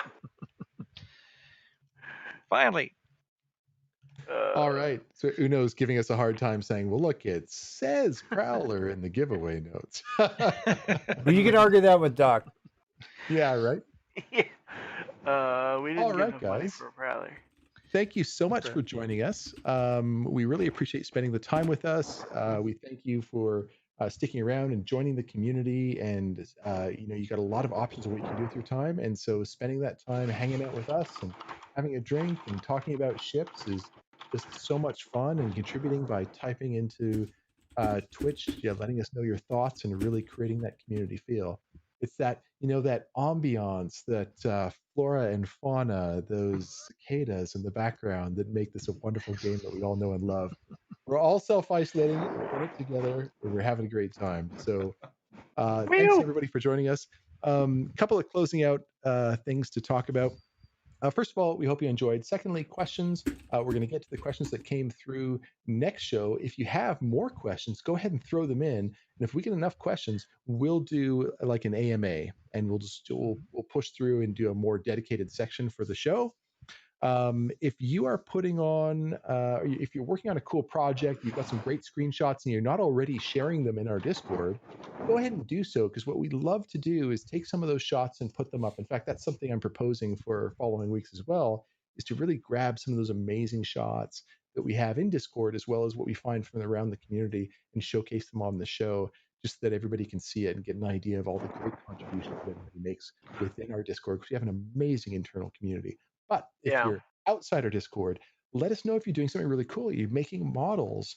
Are you doing pictures? Are you doing mosaic art? Are you finger painting Carracks? Like whatever it is, let us know, and we'd like to show it to the rest of the crew. If you're passionate about this project, we're passionate about seeing you having an amazing time doing it. So show us what you got. We will be posting this to YouTube shortly, if not tonight. That'll happen tomorrow. We try and get them up the next day, but we don't always. Consider nitro boosting us if you have a spare nitro boost lying around. That makes the audio within our play sessions way better, and so we love to make this a place to get together, kind of like your weekly bar citizen, your place to hang out and meet new friends, and hang out with friends you've made along the way. So thanks for spending your time with us, guys. If we could grab a drink or anything we have hanging out around and raise it up and just say cheers, and thank you everybody for the time, and hope you had a great time. Bubble tea, really? Good night, everybody. Yep. Thanks for having me on, guys. Love you all. Thanks, Good STL. talking to you. Thanks for having. Yeah, Bye, thanks, Single Blood. everybody. Thanks for Bye, being on, buddy. buddy. So, Night, everybody. We'll see you next week or tomorrow for Some- shenanigans. Somebody gonna actually Yeah, push that's the raid right. button? Who's I'll gonna push the push the raid button. button? See ya. Who's gonna push Push it? the button. Who pushed it? Push.